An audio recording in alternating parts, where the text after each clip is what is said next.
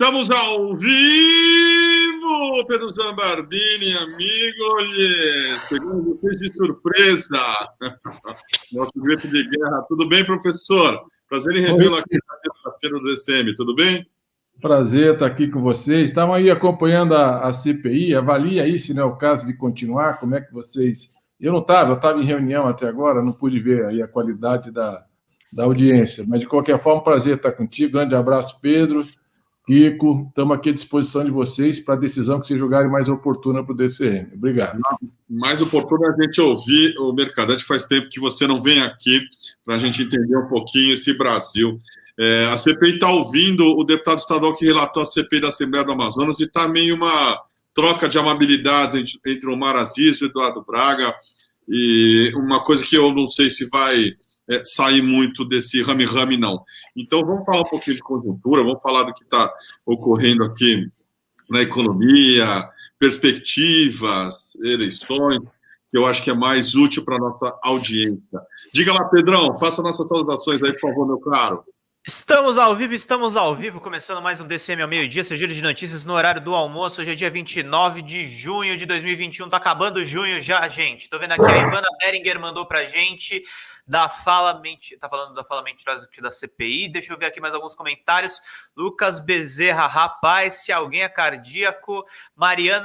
Maritana Dreschner mandou aqui pra gente. Queremos ouvir o Mercadante, eterno ministro.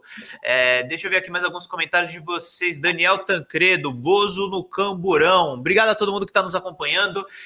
Tenho que dar os avisos de sempre aqui para vocês, para justamente a gente acompanhar. A gente está aqui com uma campanha fixa de crowdfunding. Eu peço que vocês cliquem aqui embaixo na descrição do vídeo, que vocês podem ajudar com 10, 20 reais para a gente continuar fazendo reportagens exclusivas. Tem uma entrevista legal para a gente liberar, talvez a gente libere ainda hoje. E fora isso, nós temos a ferramenta Membros. Membro é como se fosse um assinante de TV a cabo, só que do seu canal favorito aqui no YouTube. A gente tem as categorias básico, bronze, prata e ouro, com os benefícios do grupo do Discord exclusivo, selos exclusivos, emojis e vários vídeos exclusivos. E a gente também tem a categoria Diamante, que tem acesso ao grupo do WhatsApp dos jornalistas do DCM, mais o Bem-vindo Siqueiro, Daniel Cara, um grupo de influenciadores muito importante à esquerda, e também os nossos kits de boas-vindas aqui com a canequinha do DCM. A gente pede também para vocês contribuírem com superchats, também com a nossa conta bancária que está na descrição do vídeo. Se você não puder ajudar financeiramente o DCM, primeiro assiste as lives do começo até o final, recomenda o canal para um amigo de vocês, fala sobre as entrevistas que a gente faz com o Mercadante, com a Haddad, com a Dilma, com muitas personalidades importantes. Ontem a gente estava com o senador Rogério Carvalho, a gente está por dentro dessa questão da CPI da Covid. Não esquece de ajudar com superchats de R$1, R$3, você já se torna membro do DCM. E não esquece de curtir o vídeo, compartilhar no WhatsApp, no Twitter, no Facebook, nas suas redes sociais e assinar o canal ativando as notificações. Kiko. É isso aí, meus amigos. A CPI está no intervalo. Mercadante, tudo bem? Como é que estão as coisas? Tá frio por aqui. Essa noite acho que vai fazer 3 ou 2 graus de hoje, amanhã. Acho que essa semana vai ser bem frio. No sul, lá teve menos 7,4, quer dizer, tá entrando uma onda bem pesada aí, mas vamos levando. E como é que você está vendo, Mercadante? Muita gente aí falando numa recuperação da economia, isso como um sinal bom para o Bolsonaro. E tem uma discussão que a gente tem travado aqui no DCM sobre essa questão. É bom para quem? Né? É bom para quem essa recuperação suposta da economia? E você enxerga isso como algo que pode levar o Bolsonaro a causar um perigo maior ainda nas eleições de 2022? Como é que você está enxergando esse quadro hoje, Mercadante? Olha, primeiro, a recuperação desse ano é uma recuperação com componente fundamental estatístico. É um fenômeno econômico que se chama carry-over. Quer dizer, quando você parte de uma recessão muito forte como aquela, uma queda de menos 4%, se a economia crescer 0, cresceu 4%. Então, o carry-over desse ano é 3,7%, ou seja, a projeção de crescimento para esse ano é 3,7%, isso é estatística. Não produzir nada, vai crescer 3,7%. Então, o crescimento efetivo, que nós estamos falando aí, é uma coisa de 1,5%. real, em termos de produção. Aonde está esse crescimento? Ele está predominantemente no setor exportador, porque a China vem muito forte, cresceu mais de 18%, 18,3% no trimestre anterior. Os Estados Unidos, com o plano Biden, também vem muito forte o crescimento. A Europa, na mesma batida, foram 800 bilhões de euros o programa de repasse da União Europeia para os Estados-membros para investimento e reconstrução. Então, nós vamos ter um cenário pós-pandemia, e as economias que fizeram distanciamento social, usaram máscara, álcool gel e vacinaram, elas já estão saindo, né? As atividades estão, o comércio está se reativando, o turismo, a gastronomia, a indústria, enfim, num outro cenário. Então, eu avalio que o cenário pós-pandemia, pós-vacinação em massa, é um cenário que ainda com algum cuidado, mas é um cenário de otimismo, de esperança, de retomada da vida. Então, isso tudo vai favorecer a economia brasileira em 2022. Isso não é inquestionável. Agora, o crescimento que nós estamos tendo é commodity, principalmente soja e minério de ferro, setores exportadores, que estão diretamente ligados à recuperação da China, e um pouco foi muito forte a construção civil, olhando para trás. Foram 300 bilhões de reais de financiamento residencial, principalmente classe média, imóveis de luxo, residencial, o comercial está parado, as pessoas ficaram em casa e todo mundo, quem pôde, buscou melhorar as condições de habitação, e aí o crédito alavancou. No entanto, o nível de endividamento das famílias está muito alto, 54%, é recorde. Endividamento, e tem a ver com isso, somente imobiliário. O endividamento restringe o consumo futuro, as pessoas têm dívidas a pagar. A inadimplência também é muito alta, porque as pessoas não conseguem pagar suas dívidas. E a renda média caiu, o desemprego recorde de 14.800.000 pessoas. Então, há 6 milhões de desalentados que já não procuram emprego. Então, você tem uma desestruturação do mercado de trabalho, que eu acho que é uma política de Estado profunda, uma queda brutal de renda, inclusive as categorias formais.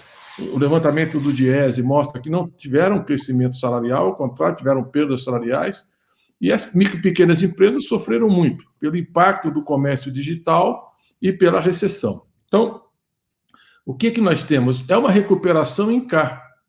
Quer dizer, o pessoal de cima recuperando e o de baixo afundando. Quer dizer, você não tem nenhuma medida relevante para amenizar a tragédia social. O auxílio emergencial é insuficiente, a cobertura é pequena e está acabando, e até agora não veio nada no lugar. Você veja, o Bolsa Família, se simplesmente do golpe para cá tivesse tido o reajuste da inflação, deveria estar em R$250. Então você tem 19 milhões de pessoas hoje passando fome no Brasil. Tem dados na imprensa de hoje, dados do IBGE, 19 milhões de pessoas passando fome. Aí você olha o gás de cozinha, no Centro-Oeste já está R$130 o bujão, mais de R$100. O custo da alimentação cresceu 15% nos últimos 12 meses. Então, o consumo dos bens essenciais caiu fortemente. Aluguéis pressionando muito, por causa do índice que é o IGPM. Está 35% o índice, a pessoa sempre negocia, mas é uma pressão. Então, o fator fundamental do crescimento num país do tamanho do Brasil é o mercado interno. 65% do PIB é consumo das famílias. Não tem consumo das famílias, a não ser no andar de cima. A Bolsa teve um ganho de 243%. Então, em cima, está uma festa. Mesmo com pandemia, as pessoas estão protegidas. Os juros começou a subir de novo, pressão inflacionária. E você tem uma outra restrição que vai comprometer parte desse crédito, do consumo, do investimento. E você tem um outro componente restritivo, preocupante, que é a energia. E não é um problema, é um problema de gestão do setor energético, viu, Kiko? É um problema, eu acho que nós temos que abrir uma discussão sobre isso profunda. Por exemplo, a ANEEL trabalha com uma média de chuvas, que há 22 anos não é atingida. Então, não é média.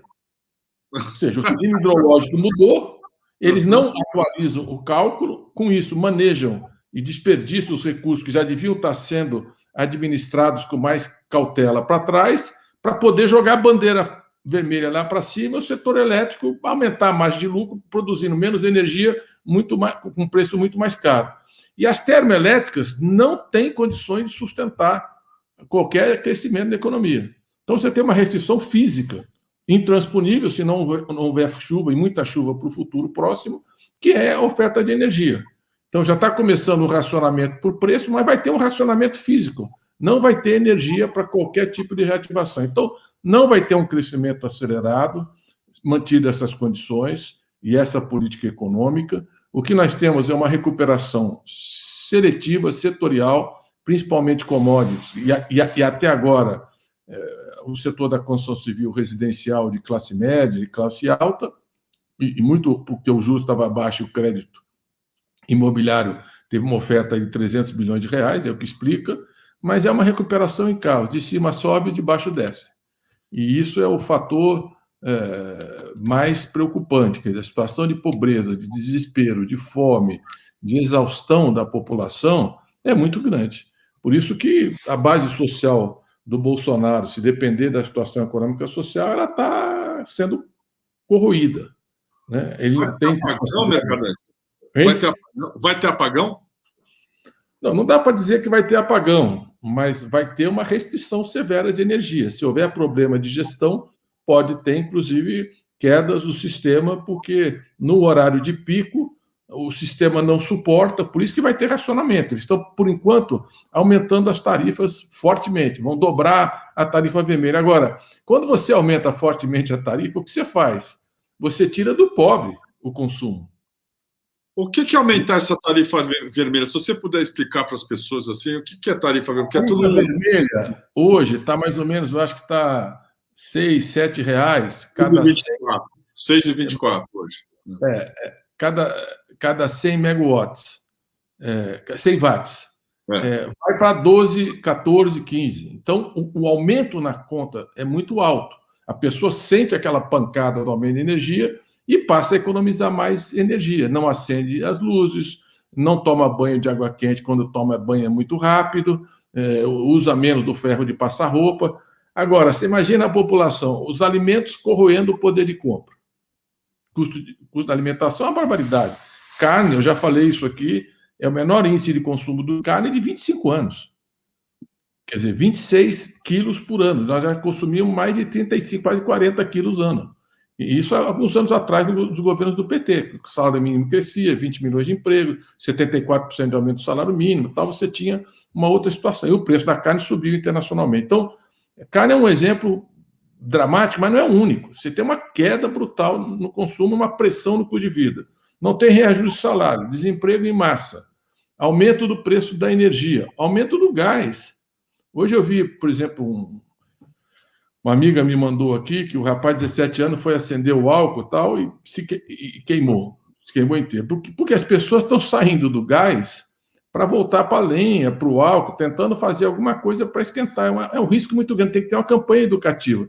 Como é que vai pagar ganhando R$200, R$300, R$400, que é o Bolsa Família ou o auxílio emergencial? Como é que você paga um bujão de gás 100, 120, R$130, como está no Centro-Oeste?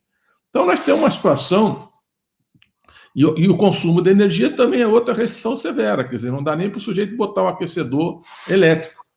Então, é uma preocupação grande. Eu acho que a situação social está ficando muito crítica e não vejo uma melhora no curto prazo, mesmo, vou repetir, que 2022 vai ser um cenário de otimismo internacional, tem uma pauta de reconstrução, vai ter que redefinir o papel do Estado, como o Biden fez, como a Europa está fazendo. Vamos ter que um Estado indutor de crescimento, pacote de investimentos, que é o que nós sempre defendemos, é o que nós continuamos fazendo. Está aqui no nosso plano de reconstrução e transformação, lançado antes do plano Biden e antes do que a Europa está fazendo. Nós estamos defendendo isso já há algum tempo, por isso que eu acho que o Lula está crescendo em todas as pesquisas, cada vez mais, e muitas delas já ganhando no primeiro turno. Eu acho que é muito sólido esse posicionamento dele. Por quê? Porque ele representa o social. Ele representa o Brasil de inclusão social, de redução da desigualdade. Está batendo recorde da desigualdade. Por isso que é um K. Quer dizer, é um efeito estatístico, mas o que tem é para cima, não é para andar de baixo. Então, é uma situação, e vai aumentar, à medida que a pandemia e as pessoas vão se vacinando, vai aumentar o índice de desemprego. Por quê? Porque desemprego é quem não está trabalhando e está procurando emprego na última semana. tem 6 milhões de pessoas que já não procuravam. Um fator relevante era a pandemia. À medida que a pessoa se vacinou, vai começar a produzir. Então, a taxa de desemprego vai subir ainda mais. Vai continuar batendo recorde atrás de recorde. E você acha que isso explica também, como você falou, os índices estão favoráveis ao Lula nas pesquisas, como essa última aí desse IPEC, que é substituto do IBOPE? Eu acho que essa do IPEC, o Datafolha, que foi presencial, quer dizer, a pesquisa presencial ela é muito mais consistente, né? Porque essas pesquisas por telefone, por exemplo, eu vi aquele, acho que é o Poder 360, eles fazem uma pesquisa que eles ligam 100 mil vezes para 2 mil pessoas responderem. Quem responde? Quem tem tempo, tal, não é um perfil sociológico muito rigoroso e tal. Então, não é uma pesquisa aferida com qualidade. A outra pesquisa manda e-mail. E aí, com as pessoas que respondem, tabula e apresenta. Então, quem se dispõe a responder? Então, a pesquisa presencial, o Datafolha, que é fluxo, num país como o Brasil, ela é mais ajustada, ela é mais sólida, é mais consistente. E ela apresentou o Lula ganhando no primeiro turno. Depois, o Vox Pop, também presencial, apresentou o Lula ganhando no primeiro turno. O IPEC apresentou o Lula ganhando no primeiro turno. Tem um crescimento. E além da situação econômica, social, e principalmente social, né, e econômica para micro e pequena empresa, para a economia informal, para os pequenos negócios, e mesmo para os setores importantes da indústria voltada para o mercado interno, você tem uma situação política também, né? O Bolsonaro, a CPI está denunciando com consistência o negacionismo, mostrando que houve uma intencionalidade de atrasar a vacina, que ele o tempo inteiro burlou, atacou, agrediu e continua fazendo isso em relação às medidas prudenciais, né? Tirar a máscara de uma criança é uma coisa, um chefe de Estado, no planeta inteiro fica abismado com o que assiste aqui. E ele faz questão de aglomerar sem máscara, faz questão que seus ministros tirem a máscara. Quer dizer, ele expõe a população à contaminação e fez isso todo o tempo, atacando os governadores e prefeitos e segurando as vacinas. Aí, quando você desenha toda essa narrativa, demonstra tudo isso que está acontecendo, com depoimentos, com análise, com dados, com documentos, e ainda aparece uma fraude bilionária para tentar comprar uma vacina, um esquema de corrupção que já vinha desde o governo Temer, eu acho que é devastador para a imagem do governo. Então, eu vejo que o Bolsonaro está entrando numa fase muito crítica, né? É uma expressão que se usa de vez em quando para analisar a conjuntura, é uma tempestade perfeita. Ele tá numa tempestade perfeita, econômica, social e política, ética. Então, ele está numa encruzilhada muito grande. E aí, finalmente, um fator decisivo em toda essa conjuntura é que o povo, os movimentos populares, sindical, a esquerda, os setores progressistas, democráticos desse país, voltaram para as ruas. Uhum. Mesmo na pandemia, as manifestações são muito fortes. Vai ter outra sábado agora, ia ser dia 24, se antecipou para o dia 3 agora, sábado que vem na rua, todo mundo que puder, com prudência, com cuidado, com distanciamento, com máscara, mas é uma demonstração de força, algumas manifestações que foi mais forte do que a anterior, você está no crescendo, e à medida que a vacina avançar, as manifestações hoje são muito mais poderosas.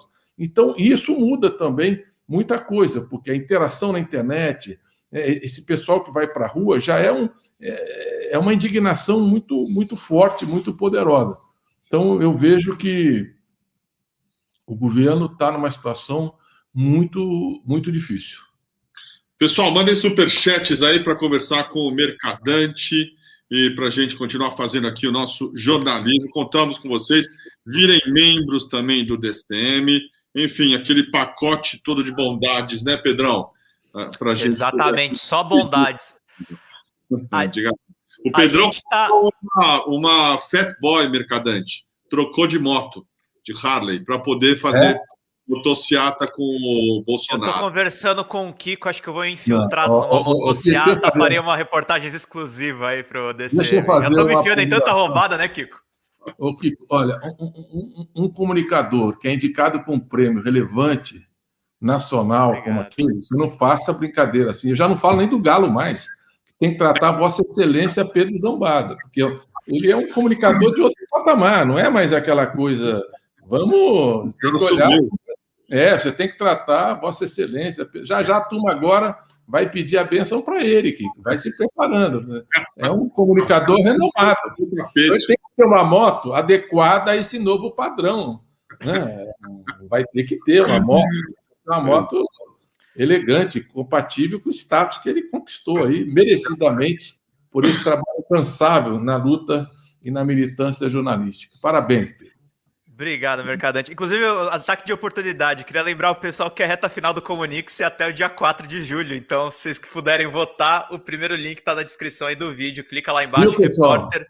E não foi combinado. Eu entrei com o assunto para a gente botar o gancho para poder o pessoal clicar e afunda o dedo mesmo no Pedro lá para ele poder disputar que ele merece. É isso mesmo. A cobertura do Gabinete do Ódio aqui foi feita pelo Pedro Zambarda no DCM. Pedrão, temos superchats aí, meu caro? Temos superchat sim, a Ana Cunha mandou um super sticker, manda em pingo, gente. A gente tá meio amíngua, mas eu tenho uma boa notícia, Kiko. Cida Silva mandou um super sticker pra gente também. A gente tem um novo membro diamante aqui com a gente, que é deixa eu pegar o nome dela direitinho, a Edinalva Moreira de Souza.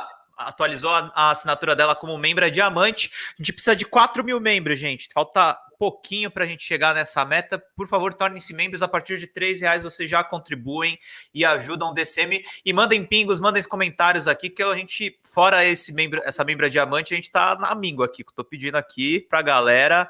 Compartilha também a live. A gente fica prejudicado pela CPI, gente, pra gente aumentar também a nossa audiência aqui e mais gente compartilhar conosco. Mas vamos seguir aqui. Mercadante, ontem teve mais uma vitória do Lula no STF com relação àquele acordo de leniência da Odebrecht. No entanto, estou lendo uma matéria aqui do canal My News, em que aparece o Fux, o presidente do Supremo, dizendo a interlocutores que ainda enxerga caminhos para reverter a decisão do Fachin, que permite ao ex-presidente Lula participar das eleições do ano que vem. Segundo relatos, ele mencionou o uso do princípio da moralidade dentro da lei da ficha limpa para barrar a candidatura. Na avaliação de Fux, a eventual eleição do petista pode acirrar os ânimos com as Forças Armadas. Não permitir a candidatura poderia evitar riscos de ruptura democrática em 2022. A percepção de Fux, no entanto, não encontra eco nos demais ministros da corte. Seria muito difícil justificar juridicamente qualquer interpretação, tendo em vista não haver condenações contra o petista. Essa é a notícia aqui do My News, por uma repórter chamada Juliana Braga. Você vê sentido nisso? Como é que você enxerga esse tipo de... de novo, é uma nota aqui, segundo a moça aqui, ouviu interlocutores dentro do Supremo. Você fica surpreso com essa atitude? Enxerga algum espaço para isso, jogando essa carta, essa chantagem de uma possível sublevação militar? A matéria está toda em off, né? Off é uma condição jornalística, mas que exige uma certa cautela, porque você pode interpretar o que você quiser. Não tem uma frase do ministro Fux, e não acredito que possa ter. Porque à medida que o Supremo, e ele participou do julgamento, mesmo tendo votou contra, do processo, mas os 7 ministros votaram que estava anulado o processo. Por duas condições. Já tinha sido votado a incompetência da 13ª Vara. Quer dizer, os assuntos que foram tratados lá em relação ao Lula não deveriam ter sido julgados em Curitiba. Isso anula. Mas a suspeição do ministro Moro foi votada na turma e no pleno. Então, os processos estão anulados. Qualquer processo que teve a participação direta do juiz Moro em relação ao presidente Lula está anulado. Anulado significa que nada pode ser aproveitado. Então, como é que você pode arguir a ficha limpa, que significa a condenação em segunda instância para algumas condições que a lei estabelece, num cenário em que o próprio Supremo anulou os processos? Então, eu não vejo nenhuma fundamentação jurídica para essa afirmação, nenhuma gambiarra possível, e não vejo clima no país para isso. Ainda mais um candidato tem mais da metade da opinião pública, e todo mundo pôde ver a Vaza Jato. É inquestionável o que aconteceu ali. Todo mundo assistiu os diálogos dos procuradores com o juiz, o mundo inteiro viu isso.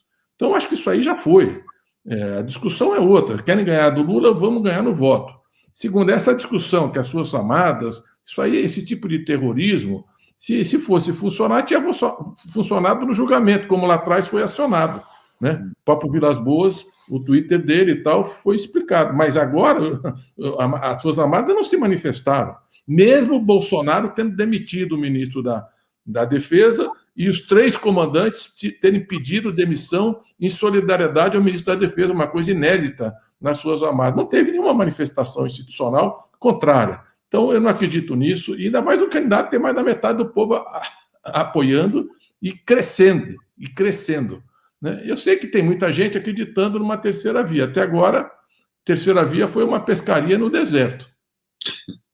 Porque eles falaram, não, lançaram uma campanha, nem Lula, nem Bolsonaro. A terceira via, por enquanto, é nem unidade, nem candidato e nem voto. Você junta todos da terceira via, né, dá ali em torno de 15%, não chega a 20% dos votos. Então, não é o suficiente nem para tirar o Bolsonaro, muito menos para enfrentar o Lula. Vamos aguardar, evidente, nós estamos longe ainda da campanha, tem 1 ano e 3 meses, mas a posição do Lula é muito sólida, gente. O Brasil tinha autoestima, o país tinha presença, tinha soberania. O Brasil tinha um clima de otimismo como poucas vezes, um respeito internacional na agenda ambiental, na agenda social, na integração da América Latina, nos BRICS. O Brasil tinha democracia plena. Você nunca viu Lula atacando um órgão de imprensa, ou querendo perseguir um adversário, ou querendo julgar um civil que critica as Forças Armadas na justiça militar. Isso nunca aconteceu. Então, tinha um ambiente da mais ampla liberdade, sai com 87% de aprovação. Então, e com tudo que fizeram contra ele, que eu acho que nenhum cidadão na história do Brasil foi tão perseguido pelo sistema jurídico, policial, pelo Ministério Público, por esse segmento, como foi o presidente Lula, e pagou um preço de uma injustiça única. Ele está aí, né, dialogando com o resto do mundo, você vê a visita dele ao Rio de Janeiro, mudou todo o cenário político, agora ele vai para o Nordeste, tem se movimentado, tem dialogado, tem apresentado propostas, tem estudado os problemas do Brasil. Então, o Lula, na hora de começar a andar esse país, vai gerar uma onda de otimismo, de esperança, de confiança no futuro extraordinária. Então, eu não acredito nesse tipo de especulação e até quero propor o seguinte, compra uma passagem e vamos no 1º de janeiro lá para Brasília, vamos ver quem é que vai subir aquela rampa e vestir aquela faixa. Então, é Luiz Inácio Lula da Silva pela 3ª vez. Vai ser uma festa ainda maior que 2002 e 2006. Pode ter certeza disso. Vai ser uma festa extraordinária. E se não veio nenhum chefe de Estado visitar o Bolsonaro aqui, o Lula presidente, os mais importantes do planeta virão para dizer que apoiam e que estão juntos, e torcem para que isso aconteça. Então, eu estou muito seguro, e essas tentativas da extrema-direita de fazer esse tipo de terrorismo para impedir a vitória de setores progressistas e democráticos, o Trump fez isso nos Estados Unidos, invadiu o Capitólio, não deu em nada, tentaram fazer agora no Peru, e na Bolívia conseguiram, mas o grupo do Evo Morales, com o Luiz Arce, depois veio e venceu a eleição novamente. Então, vamos acreditar na democracia, no voto, e não acredito, né, nesse tipo de tapetão, mas não, acho que o povo já está bem atento. E também eu vejo as forças democráticas, né, estão se manifestando.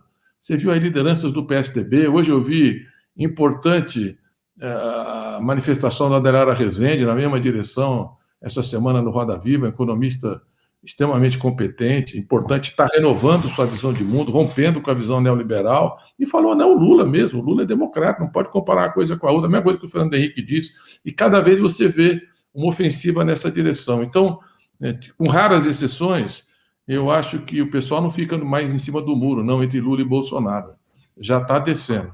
E, Kiko, tem muita gente que vai ser Lula lá e que ainda não é Lula já. Está esperando a coisa vir, mas a gente já sabe que vai embarcar, mas está esperando o momento mais adequado para se manifestar publicamente. O Lula deveria estar nas manifestações do dia 3 de julho, certamente está sendo conversado. Você acha que ele deveria? Olha, ele está com muita vontade de ir, já conversamos sobre isso algumas vezes, muita, não é pouca não, é muita. Se é uma coisa que o Lula gosta, sempre gostou, viu? Eu acho que tem a ver desde a época da fábrica, viu? Você trabalha numa fábrica como São Bernardo, tinha 120 mil trabalhadores naquela época. Eu me lembro que quando Por exemplo, ele estava saindo do momento sindical, ou lá na origem do PT, quando ele marcava um almoço com a gente, ele gostava de ir nos restaurantes que tinham em São Bernardo, Demarque, que era um negócio, e outro, que era um monte de gente comendo, parecia um bandejão. E aquela turma que ia pegando na bandeja. Né? Por quê? Porque era o universo. Ele não queria um bistrô pequenininho, reservado e tal. Então, ele gosta de povo, ele adora abraçar as pessoas, andar na rua, visitar a manifestação. Se é uma coisa que o Lula gosta, é do povo brasileiro. Gosta de verdade. Então, ele está louco para ir para um comício e meter a boca no microfone e levantar aquela militância inteira. Agora, no meio de uma pandemia, para evitar aglomerações, ele tem evitado, porque não é muito difícil você. Como é que você vai com o Lula e evita que haja uma aglomeração e que as pessoas vão querer abraçar, chegar nele? Então, é uma operação muito delicada, por isso que ele tem evitado, e acho que é prudente que ele não vá enquanto não tiver total segurança em relação a isso. O Haddad foi, acho que vai de novo nessa manifestação, foi com todo cuidado em cima do caminhão e tal, para evitar esse tipo de situação. Então, acho que o Lula ele é coerente com o discurso que ele faz, né?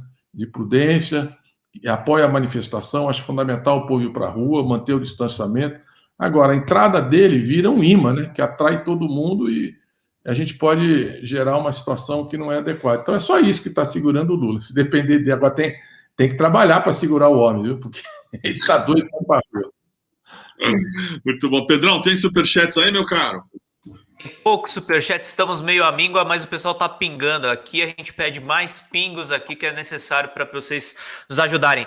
Alexandre Ferreira quer ferrar o Kiko. Chama a Jaqueline Muniz para acordar o povo, Kiko. O que você acha? Ela é ótima. Podemos chamar de novo. Nem toda semana vem aqui, né? Figuraça. Deixa eu ver aqui. Fernando Melo mandou pra gente, chama o tio Otto. Cida Silva mandou aqui uma carinha super fofa. Ana Cunha mandou uma peninha super fofa. O Li Swain tem uma pergunta aqui pro Mercadante. Mercadante, uma recuperação econômica do país pode aliviar a gravidade do genocídio? Em relação à pandemia, não. São coisas distintas. O nível de recessão, desaceleração, de reativação da economia não interfere na contaminação. Nós estamos no inverno, o risco de uma terceira onda permanece. Até agora, eu acho que estabilizou num patamar alto, em torno de 2.000 mortes por dia, muito alto, mas não teve uma explosão de novos casos, então é importante conter isso. É ao contrário, é o fim da pandemia que pode melhorar a situação da economia. Quer dizer, à medida que a vacinação avança, que a contaminação diminui, e que você não tem mais riscos para as pessoas, que as atividades econômicas voltam com muita força. Né? Imagina o seguinte, como as pessoas estão sonhando com um Natal que possa reunir toda a família, ou um Réveillon que possa ter festa naquela praia de Copacabana com 1 milhão de pessoas lá, homenageando Iemanjá e celebrando. Ou o Carnaval, imagina o Carnaval desse ano, os baianos, 2 anos sem carnaval, os cariocas, os paulistas e todo mundo no Brasil inteiro. Então, isso ativa a economia, porque ativa o comércio, ativa a gastronomia, ativa o turismo, ativa o transporte, isso gera movimentação na economia. Então, mas isso por quê? Porque a pandemia foi contida. É isso que o Bolsonaro nunca entendeu. Por isso que o Brasil está nesse mata-burro, não consegue crescer e não consegue resolver a pandemia, ficou no meio do caminho. Os países que foram firmes no distanciamento social, que priorizaram desde o primeiro momento a vacinação, que avançaram na vacinação, que acreditaram na medicina, estão vivendo um momento de recuperação econômica consistente e sólida. O Brasil não. Enquanto não resolver a pandemia, não resolve a economia. Pedrão, tem mais um superchat aí do Jubileu Piracanjuba. Uma ótima contribuição aqui pra gente. Mandou aqui: em Brasília, o Lula gostava de almoçar no mesmo restaurante que os motoristas comiam. Esse restaurante ficou famoso depois, né, Mercadante? Sabe qual é esse restaurante? Eu ia muito lá, Tia Zélia. Tia Zélia, ali na Vila Planalto, ela é uma senhora militante, a cozinheira de primeira, nordestina. Você chega lá, tem um monte de fotografia, porque como o Lula ia lá, eu também tenho foto lá. Tinha um monte de foto dos petistas, saía ali do Ministério, do Palácio Planalto e tal, e a gente comia ali. Um restaurante popular, são 3 pratos por dia só, e tem aquelas coisas que o Lula gosta, rabada, tem buchada, aquelas coisas bem rabada. Bem diet. Lógico que ele também gosta de restaurantes finos, também, as viagens, as coisas, mas a essência dele é essa cultura popular mesmo, essa coisa de raiz. Então ele gostava muito. Ela é uma pernambucana apaixonada pelo Lula. É o restaurante a Tia Zélia na Vila Planalto. É isso mesmo, verdade. O Mercadante. Diga, Pedro, fala. Deixa eu só ler um comentário aqui. O nosso querido Ricardo da Silva falou que o cartão de crédito dele está com problema. Pediu bênçãos a você, Kiko Nogueira. O Ricardo anda meio ausente, mas tá aí. Tem só mais 2 superchats, vou ler rapidinho. O João Fernandes mandou uma peninha super fofa. E o Alcides Ágio mandou pra gente que ele sempre está contribuindo. O Bozo precisa de muitos Lázaros para ressuscitar eleitoralmente. São esses superchats. Mercadante, com relação a essa coisa do Biden, o cenário externo, você falou em 2022, o que se avizinha aí é positivo. Mudou a percepção com relação ao Lula, vinda dos Estados Unidos? Quer dizer, o Biden é mais alinhado com o Lula, para simplificar, vamos dizer, do que com o Bolsonaro? O Bolsonaro era um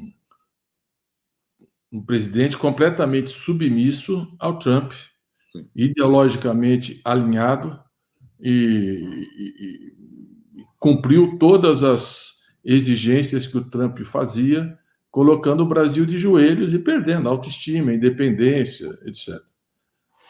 Você pega, por exemplo, o atraso do 5G, isso é uma exigência do Trump, aberta, pública, sabida, e muitas outras coisas semelhantes.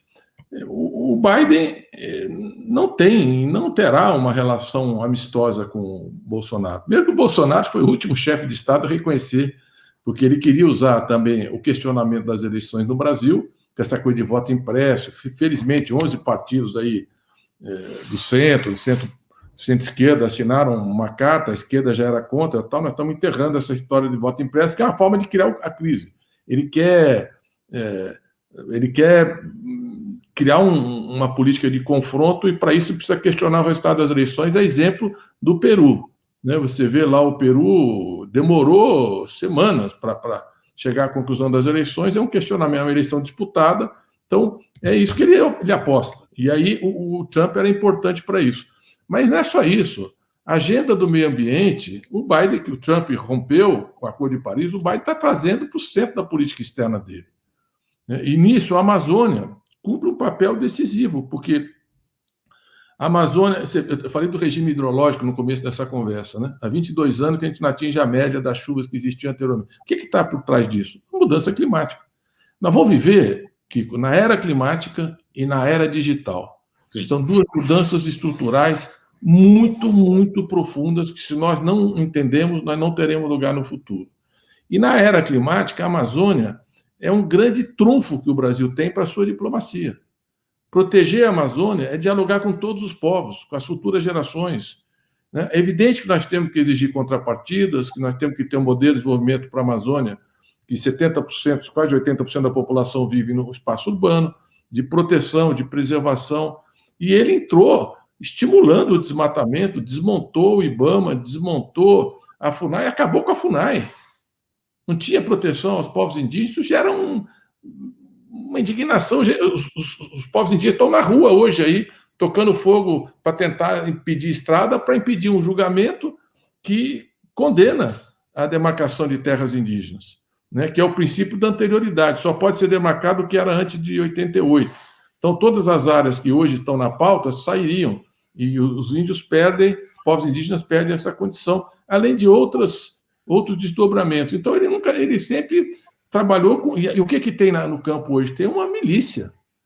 Tem uma milícia rural. Ali, por exemplo, no Yanomami, tem uma milícia que joga bomba de gás lacrimogêneo, bomba de efeito moral, que são coisas que só a polícia tem, para tentar fazer com que os garimpeiros ocupem a área e expulsem os povos indígenas. Então, tudo isso o mundo está assistindo, estarrecido, né, batendo recorde de queimadas. E é uma agenda que nós tínhamos resolvido. Fomos reduzindo o desmatamento, mostrando que você tem áreas de pasto degradado para renovar, para regenerar, que nós não precisamos destruir mais a floresta, não podemos destruir a floresta. O equilíbrio do planeta e do clima no Brasil, está aqui a seca de novo no sul-sudeste, e aí tem um impacto na energia, no preço dos alimentos, já vivemos isso outras vezes. tem que aumentar a reservação hídrica. Então, nós podemos retomar essa agenda de uma questão ambiental associada ao desenvolvimento social e econômico. É muito importante, e tudo isso é contra o Biden, contra o mundo civilizado. Então, o Bolsonaro é a negação da civilização, dos valores democráticos, ambientais, do respeito à cultura, do respeito à diversidade. E por isso, e como o Lula representa exatamente o seu contrário, eu acho que ele será muito bem recebido, porque se nós tivermos uma boa relação internacional, Sim. mantendo a independência, os interesses, eu não sei, é evidente que as grandes potências olhavam para o Brasil preocupadas. O Brasil chegou a ser a 6ª economia do mundo. Nós vimos um processo de independência, de crescimento, de avanço extraordinário. Então, nós fomos abatidos em pleno voo. Mas vai voltar com o Lula esse projeto e acho que nós vamos buscar dialogar. O Lula não falar uma política anti-americana, nem anti-europeia, falar uma política em defesa do Brasil, dos nossos interesses, e muitas vezes você tem que apinar os interesses confrontando com os demais países, mas defendendo o multilateralismo, defendendo as instituições multilaterais, resgatando a agenda da integração regional, resgatando os BRICS, que era uma outra dimensão fundamental da política externa que o Bolsonaro jogou fora. Não foi só a relação com os Estados Unidos que ele deteriorou, a relação com a China, que é a segunda e vai ser a primeira economia do mundo, vai ter que conviver com isso. A China, economicamente, tecnologicamente, vem numa marcha batida, porque tem uma outra relação entre Estado e economia, que é o que impulsiona o crescimento. Então, nós temos aí um grande desafio na política externa. Eu não vejo... E por isso eu acho que tem espaço para negociar. Você tem uma esquerda do Partido Democrático, Bernie Sanders, por exemplo, foi visitar o Lula em Curitiba, né, que é o partido do presidente Biden. Você tem uma bancada progressista que está cobrando do Estado americano que forneça as informações sobre a colaboração ilegal com a Lava Jato. Isso é uma coisa inédita do ponto de vista do Congresso americano. E o requerimento parlamentar tem força de lei. Eles vão ter que abrir essas informações. Isso é uma coisa muito importante historicamente. Por quê? Porque tem um setor progressista, um setor de esquerda, um setor democrata, um setor ambientalista, um setor comprometido contra a homofobia, contra a discriminação, contra tudo que representa o governo Bolsonaro. Então, eu vejo de forma promissora nossas relações internacionais. Muito bem. Pedrão, tem mais superchats aí, né, meu caro? Tem mais superchats, sim, mais manifestações aqui dos nossos queridos leitores. Obrigado a todo mundo que está nos acompanhando aqui. A gente tem o Heraldo Araújo, mandou uma contribuição muito importante. Mestre Mercadante, eu sempre vejo o mal do Brasil, entre aspas, em 3 pilares: judiciário, forças armadas e mídia. Mas fico curioso em saber qual seria a tática para tirar as nossas forças armadas da UTI. Como seria isso? Talvez no governo Lula. Em relação nós precisamos democratizar e mudar, porque nós somos um país que a elite viveu 4 séculos, com escravidão e com uma mentalidade colonizada. Quer dizer, totalmente submissa à metrópole e vivendo no trabalho escravo. Isso marcou decisivamente a elite brasileira. E isso se expressa em algumas instituições. O que é que muda isso? Primeiro, o acesso à educação. Acesso dos mais pobres, a democratização do acesso à educação, que foi um pouco a mudança de paradigma que nós fizemos. Eu era ministro da Educação com a lei de cotas em 2012. A maioria dos estudantes vão ser pobres e negros, porque é a maioria da população. Metade das vagas hoje são para eles. O recorte de raça e de renda. E estudantes da escola pública. Esses estudantes que estão chegando vão disputar os concursos do futuro, que era um privilégio de uma elite muito seletiva, e vão entrar em todos os órgãos do Estado. Inclusive, em alguns, nós, no Executivo, nós queremos uma política de cotas, né? 20% das vagas. Eu acho que nós temos que fazer isso para outros espaços do Estado brasileiro. Essa é uma luta muito importante. Isso vai mudar o desenho das instituições, mas é uma coisa a médio prazo. Em relação às Forças Armadas, nós tivemos uma relação muito positiva com as Forças Armadas no governo do presidente Lula. Primeiro, uma profissionalização, uma valorização, porque eles estavam muito sucateados e abandonados pelo governo anterior, pelo governo Fernando Henrique Cardoso. Havia um descontentamento muito expressivo. Investimos pesadamente na modernização dos equipamentos com projetos estratégicos. Por exemplo, o submarino, a propulsão nuclear é uma obra extremamente complexa, científica, tecnologicamente. Você tem um reator nuclear pequeno dentro de um espaço instável, que é um submarino dentro d'água, é uma complexidade tecnológica extraordinária e que o Brasil vinha avançando a passos largos aí para poder superar essa dificuldade. A produção de submarinos, isso tinha a ver com o pré-sal, com a proteção do Atlântico Sul. Você pode olhar o Gripen, que é um avião que moderniza a Força Aérea Brasileira. Nós temos o tanque de guerra Guarani, que é também um equipamento muito moderno.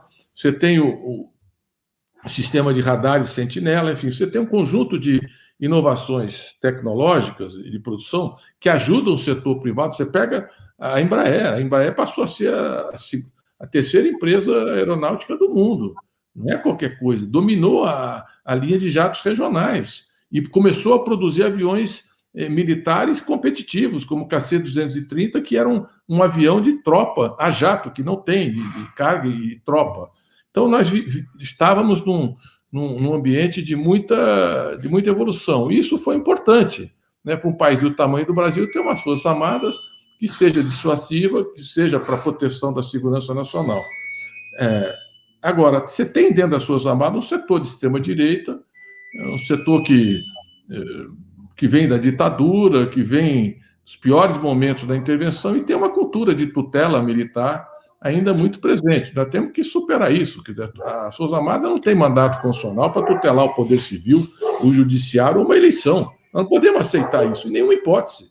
Então, nós temos que ter atitudes, tem que ter um governo que enfrente isso com firmeza e fortaleça o Estado Democrático de Direito. Eu acho que isso é um processo histórico e precisamos também discutir a formação dos militares. Quer dizer, esse debate plural não é só uma questão do currículo. A formação de valores, de discussão sobre democracia, direitos humanos, o sentido de defesa da nação, eles foram muito contaminados por esse pensamento da Guerra Fria, anticomunismo e de alinhamento automático com os Estados Unidos.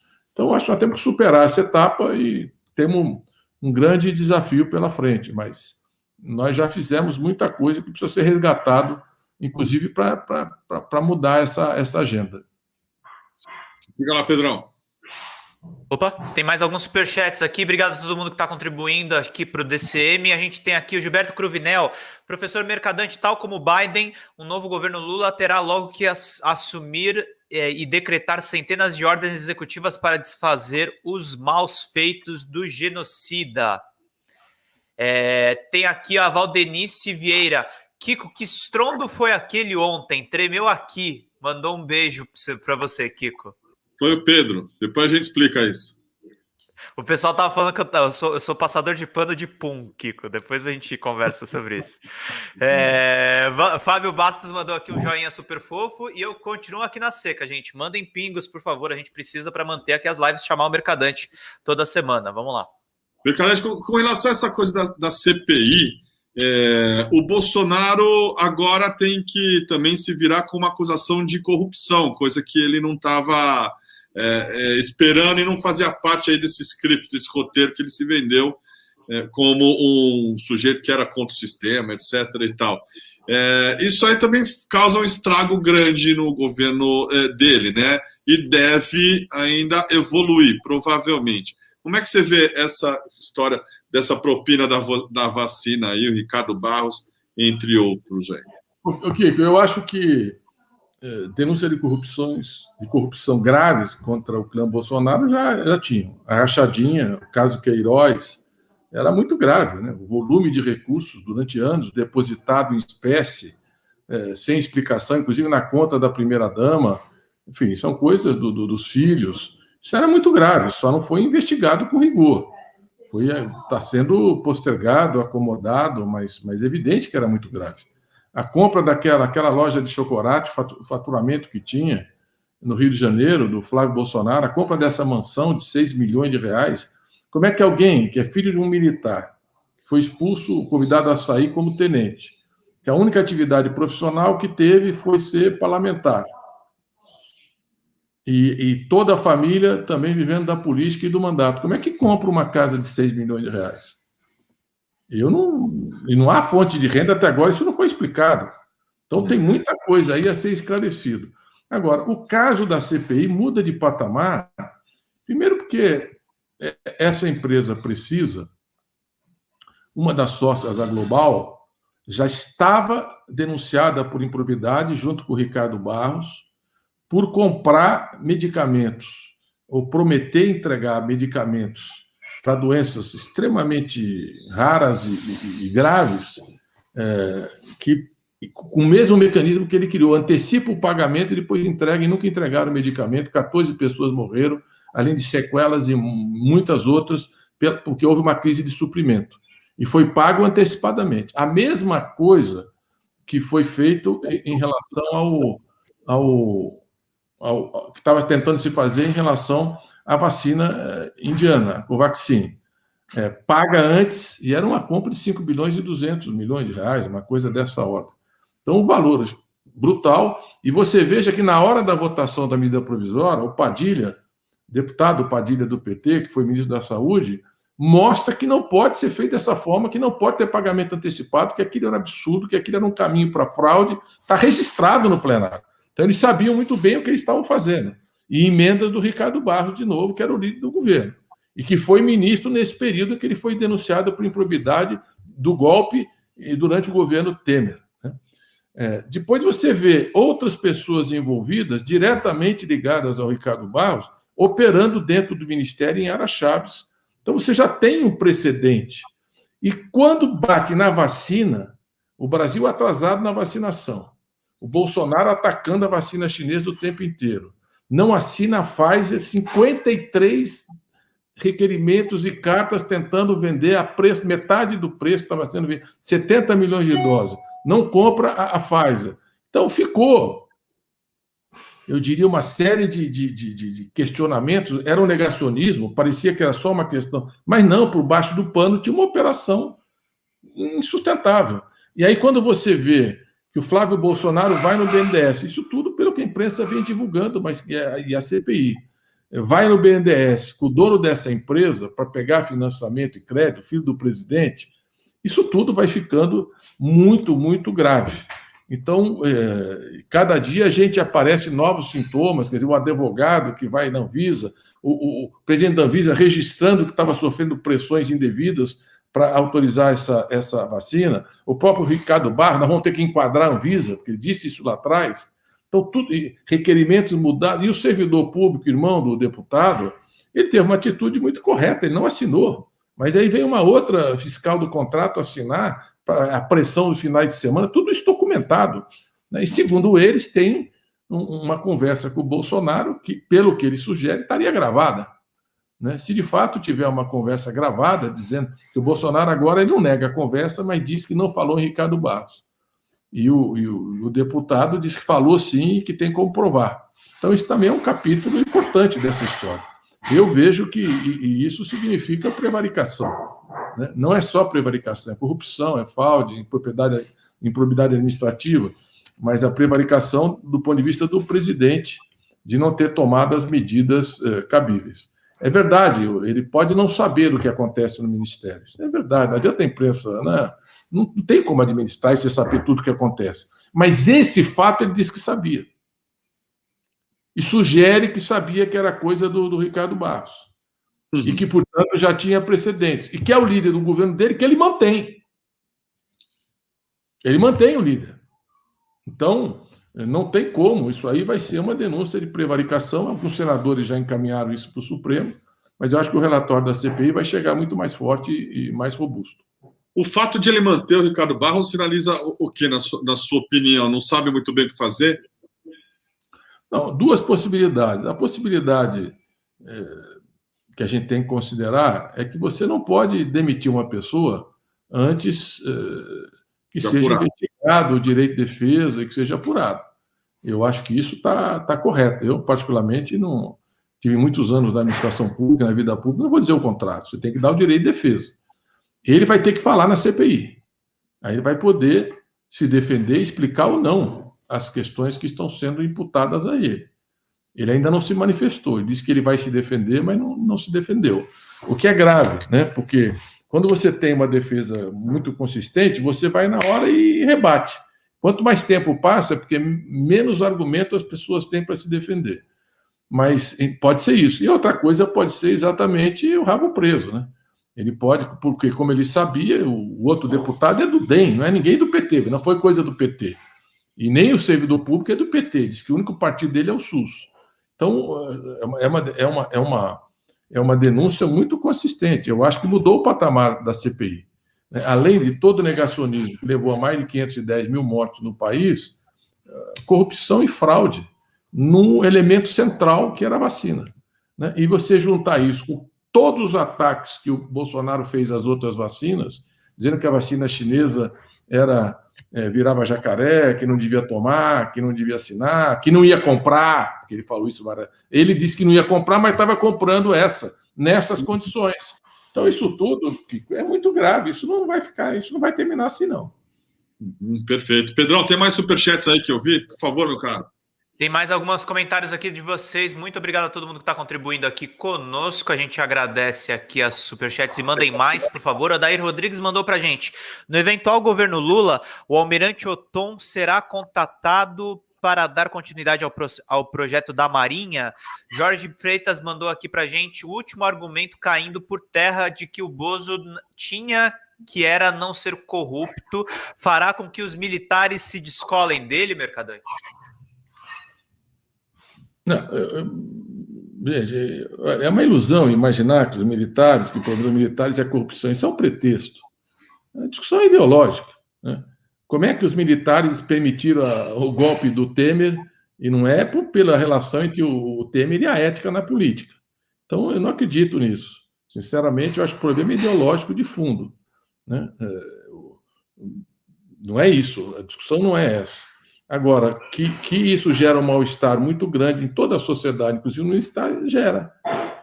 Porque o general Pazuello, por exemplo, quando ele deu aquele cotovelo, ou o comandante do Exército, Paulo Sérgio, ele disse que o Exército estava fazendo distanciamento, que o índice de contaminação era menor, que usava máscara, que estava vacinando, e tomava todas as medidas de proteção.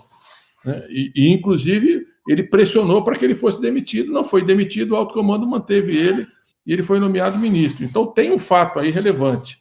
Tem coisas obscuras, por exemplo, Pazuello. Por que 100 anos para esconder o que foi a discussão da demissão do Pazuello? Isso é gravíssimo, do ponto de vista da democracia, da transparência. Acho que as Forças Armadas seriam muito mais respeitadas se abrisse as informações e falar, isso aqui que aconteceu, e aí as pessoas podem opinar. Então, eu vejo bem complicado o que está acontecendo com o Bolsonaro. Acho que ele está perdendo base social, está se isolando cada vez mais, está desesperado, tentando manter um nicho dele de extrema-direita, mas você vê que cada pesquisa ele cai mais, e cada dia o Lula cresce mais, e mais gente diz que o Lula pode ser, que o Lula é democrata, que o Lula fez isso, fez aquilo e tal. Então, e o mundo também. Então, eu vejo de forma muito promissora a nossa perspectiva aí de vitória em 2020. Tem um superchat robusto aí. O Paulo Antônio Rickli mandou para a gente: o agronegócio exportador está realmente ganhando muito, mas a formação da safra 2021-2022 está muito mais cara. Adubos subiram mais de 100%, máquinas entre 50% e 90%, diesel em torno de 20%, etc., e os juros subindo. E ainda teve o tratoraço, né, Mercadante? Ele tem razão, Paulo, quer dizer, porque você tem que pensar o seguinte: você exporta, mas os insumos são quase todos importados. Nós estamos desenvolvendo, por exemplo, uma fábrica de adubos nitrogenado da Petrobras no Paraná, que eles se desfizeram. Nós estamos buscando substituir importações com equipamentos, máquinas. Nós tínhamos o Proalimentos, que era para venda de tratores e financiamento do BNDES. Eles acabaram com... O BNDES hoje virou um banquinho, era um banco maior que o Banco Mundial. Gastaram 48 milhões de reais de auditoria para dizer que era uma caixa preta, e o Bolsonaro falou, de fato eu me enganei, não era caixa preta. Mas usaram tudo isso para entregar para o setor privado, tudo isso encarece as máquinas, prejudica o setor agrícola. O Brasil tem que ser soberano na produção de insumos, ainda mais com a força que tem o agronegócio. E o diesel é abuso dessa política da Petrobras. Eles venderam a BR Distribuidora, venderam refinarias, venderam os gasodutos. Então, em vez de nós exportarmos derivados de petróleo, que é a nossa política, nós estamos importando derivados dos Estados Unidos, exportando óleo cru, o inverso do que devia ser feito com a Petrobras. Então, tudo isso acho que vai ser explicado ao longo da campanha e os juros vão subir. A inflação está forte, vai estar indo para quase 8% aí a média do mês, né? Tá bem acima do teto, os juros vão subir e vão encarecer o custo, o capital de giro, o custo de financiamento, o custo do crédito, que é um elemento a mais aí. E, por último, o Brasil perdeu uma parte do mercado externo para a China e pode perder mais. Não sei se vocês viram, mas a China disse que não importará produtos que tenham origem no desmatamento da Amazônia. A mesma coisa a Alemanha e a União Europeia. Então, o mundo está reagindo contra essa atitude do Bolsonaro. Então, eles estão agora... Hoje ele promulgou um decreto dizendo que não pode queimada por um período, estava no auge da seca. Ao contrário, tudo que ele fez durante esses 2 anos. Mandou lá um pessoal da PF para tentar, depois de meses que estão hostilizando os Yanomami, está mandando uma tropa da PF lá para segurar essa ofensiva dos garimpeiros.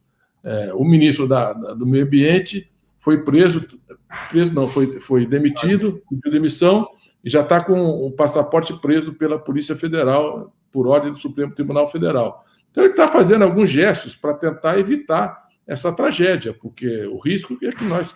Agora, o mais grave de tudo isso, para terminar, é a produção de alimentos para o mercado interno. Porque a agricultura familiar, produção de alimento interno, que era 21% da área plantada, hoje está em torno de 7%. Então, falta arroz, falta feijão. Você vê, o povo não come carne. E a filé era só de ovo, mas a cartelinha de ovo estava 11, depois foi para 12, 13 reais, você já encontra em supermercado a 15 reais. Então, como é que um país que é o maior produtor e exportador do mundo não consegue alimentar seu povo e acabar com a fome? Só tem um jeito, é Lula lá.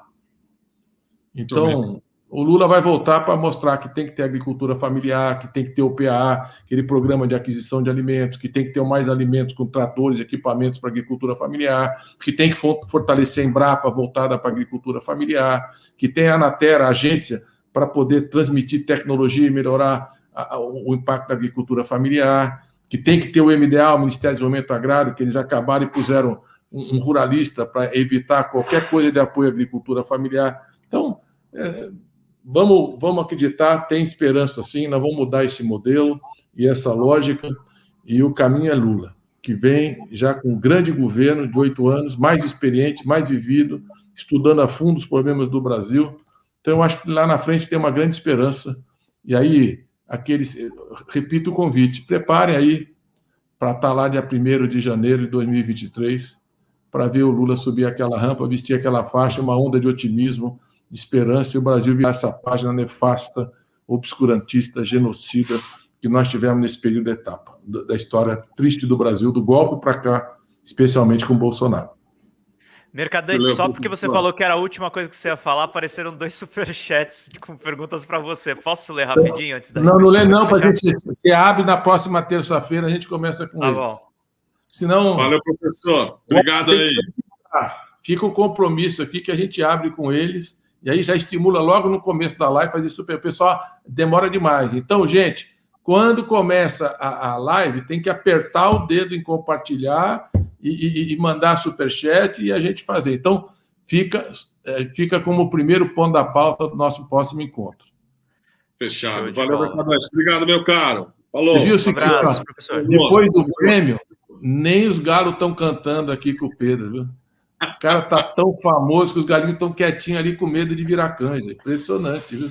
Você se cuida aí, viu, Pedro? Já vai mudar o papel. Ele que vai fazer as perguntas, vai segurar o microfone. Vai fazer uma motocicleta aqui, atropelar o DCM, né, Mercadante? Isso aí. Não, ele vai liderar uma motocicleta da esquerda já aí. Pedro convoca para a rua tal, para mostrar que quem anda de moto não precisa ser reacionado nem direitista. Não. Tá bom, gente. Até mais, professor. Falou. Tchau. Isso aí, pessoal. Grande Mercadante. Fazia tempo que não vinha aqui no DCM às terças-feiras. Voltamos com a programação normal, né? Essa CPI, ela atrapalha muito a vida do DCM, o algoritmo fica completamente disperso, a audiência cai e também a contribuição cai também. Então, eu vou pedir para vocês aqui para nos ajudarem a colaborarem, engajem-se, contribuam, façam aqui o crescimento do DCM junto conosco. Pedrão, tem mais superchats aí, você estava falando? Lê aí os próximos, por favor, e a gente repete para o Mercadante na próxima terça. Diga lá. Tá mutado? Tá mutado? Cadu Lacerda mandou para a gente: quais os pontos centrais a resolver na economia quando o governo progressista assumir? Que áreas devem ser prioritárias? E vai ser uma crise pesada, né? Márcia Castilho mandou para a gente: vocês lembram da fala do Pazuello no momento da saída? Falou que as forças dentro do ministério. Falou de um esquema interno muito mais pesado que o pressionava. Maria Silva é nova membro aqui do canal. A gente também tem o J. Ribeiro, Mercadante. Do que adianta sermos o maior produtor de carne de sopa e o povão não pode comer carne nem comprar um litro de óleo de soja mais caro do que 1 litro de gasolina? São esses superchats por enquanto. O que eu estou pedindo mais? Muito bem. Eu vou passar um vídeo aqui da Tabata Amaral, que está circulando desde ontem. Ela foi naquele programa Flow Podcast e ela falou do Ciro Gomes.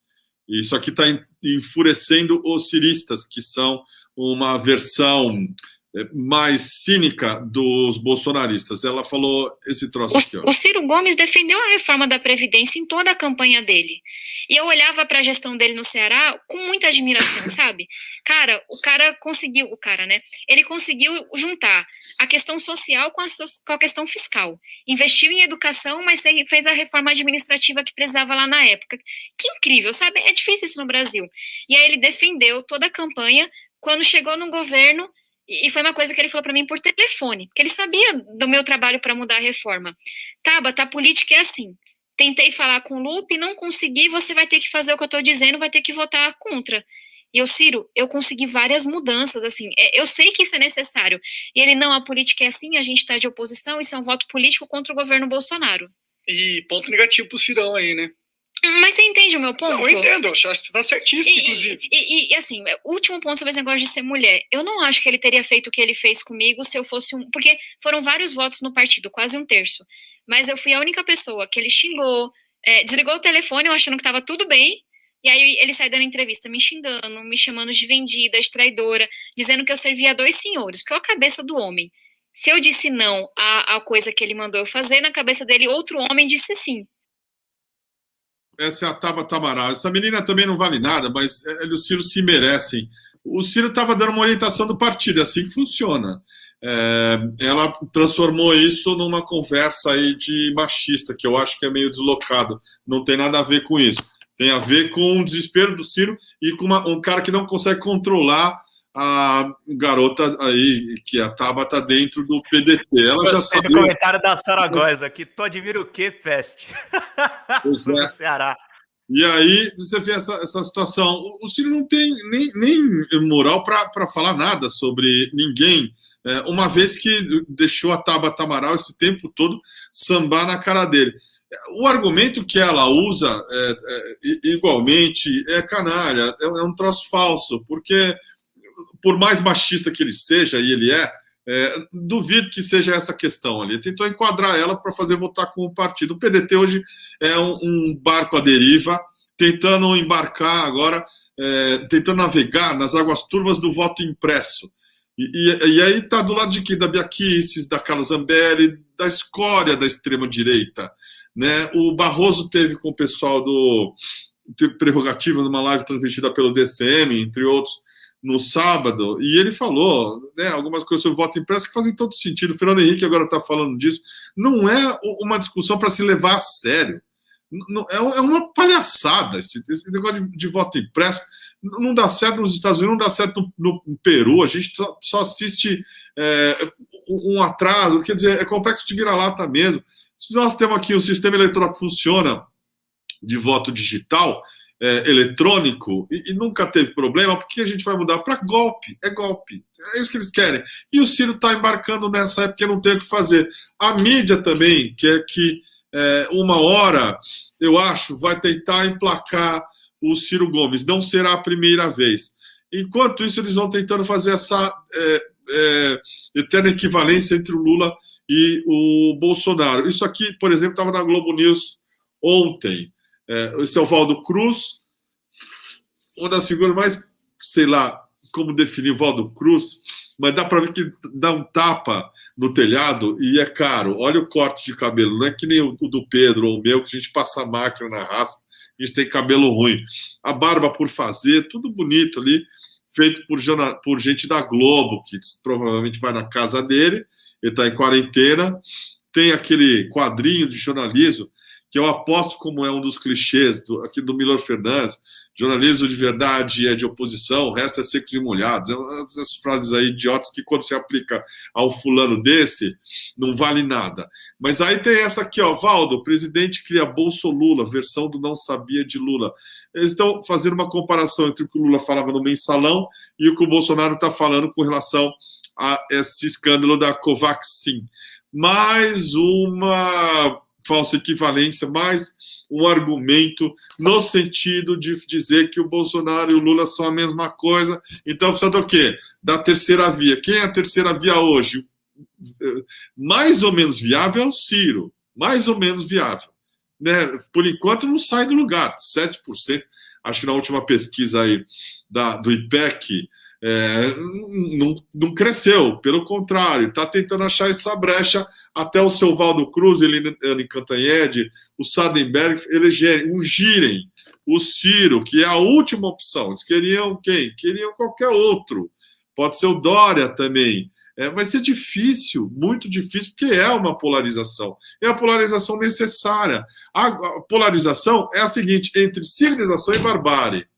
Entre o cara que foi testado, que foi presidente da República, que não atacou as instituições, que, aliás, quando surgiu a discussão de um terceiro mandato e o acusavam de chavismo, ele desembarcou completamente. O cara falou de cara, não sou eu, não estou interessado nisso. Poderia ter batalhado. Nunca o fez, mas nunca será aceito. Quando as pessoas, então, falarem para vocês, se tem muito trouxa aí, dizendo da esquerda, a Globo se dobrou ao Lula, lembrem-se do Valdo Cruz com seu corte de cabelo de R$250, falando do Bolso-Lula, né? E aí vocês vão cair na real, né? Da Miriam Leitão, entre outros aí, e a eterna necessidade da Globo desqualificar o Lula, porque a Globo tem um projeto completamente paralelo a isso, completamente avesso a isso, está, sim, agora dedicada a derrubar o Bolsonaro, mas em nome de uma terceira via, né, para ver se aí emplaca no impeachment, que ainda é remoto, o Mourão, e aí ver se surge um grande cavaleiro alado, que será esses que eu já citei aí, o Dória, Rodrigo Maia não tem força para nada e está dando sinais favoráveis ao Lula, entre outros, mas achar que a Globo vai entender essa questão, abrir os braços para o Lula, essa fantasia toda aí que muita gente tem, e finalmente deixar de ser canalha, porque isso é um discurso canalha, pode esquecer. Sempre que tiver uma chance de fazer essa equiparação maldosa, será nesse sentido. O Bolsonaro e o Lula são a mesma coisa. E é sempre com esse neologismo, esses termos, essas coisas de aplicação fácil, que é o que é o Bolso-Lula, sabe? Idiota, que aquela Malu Gaspar também usa. Lulopetismo, bolsolulismo e assim por diante. Diga lá, Pedrão, tem mais superchats para nós aí? Ou a gente está aqui ralando, feito uns palhaços? A Marília fica puta que eu falo isso, mas diga lá. Eu vou comprar 2 máscaras de Krusty pra gente usar na live quando a galera mandar superchat. Você apoia? 2 máscaras de Krusty? Do palhaço? O palhaço do Simpsons. Sensacional. Vou comprar, a gente bota quando não tiver vindo o superchat. Pedrão, tá vindo o superchat, aí eu boto eu na tela já com a máscara aqui. Tem que falar cringe também, né? Cringe. Você viu o novo cringe, Kiko? Olha, não vi. Qual que é? A Sara Góes pegou aquela foto do Ciro Gomes com a Bíblia e com a Constituição, botou a cara do Bem-vindo Siqueira, aí no lugar da Constituição tá você e no lugar da Bíblia estou eu. E aí tem embaixo o Renan Calheiros dizendo, é muito cringe isso, eu vou mandar do Grupo Diamante daqui a pouquinho. Torne-se membro Diamante, ó, ataque de oportunidade aí para você ver também os memes que a Sara Góes está fazendo da galera aqui dos nossos vídeos. Tem aqui o J. Ribeiro mandou pra gente, não, ele já tinha mandado lá do Mercadante, Décio Amade mandou aqui, chorou, pinguei, façam que nem o Décio. E fora Bolsonaro urgente, ele mandou aqui pra gente. Eliane Campelo mandou pra gente, Bolsonaro e família na papuda, mandaram essas contribuições aqui pra gente, Kiko, e tem um pingo também do Fábio Bastos aqui, que ele mandou no super sticker. Tô pedindo Legal, mais. Flávio. Muito obrigado, meu caro. Olha, uma coisa que está deixando o Bolsonaro, o Planalto lá em polvorosa, é uma possibilidade de que o Arthur Lira está por trás do depoimento do Luiz Miranda, do fato do Luiz Miranda ter saído do armário. O que o Arthur Lira queria? Atingir o Ricardo Barros, porque a relação entre os dois nunca foi boa. Segundo o Luiz Miranda contou na CPI, todo mundo sabe, o Bolsonaro acusou o Ricardo Barros na conversa que tiveram no Palácio do Alvorada.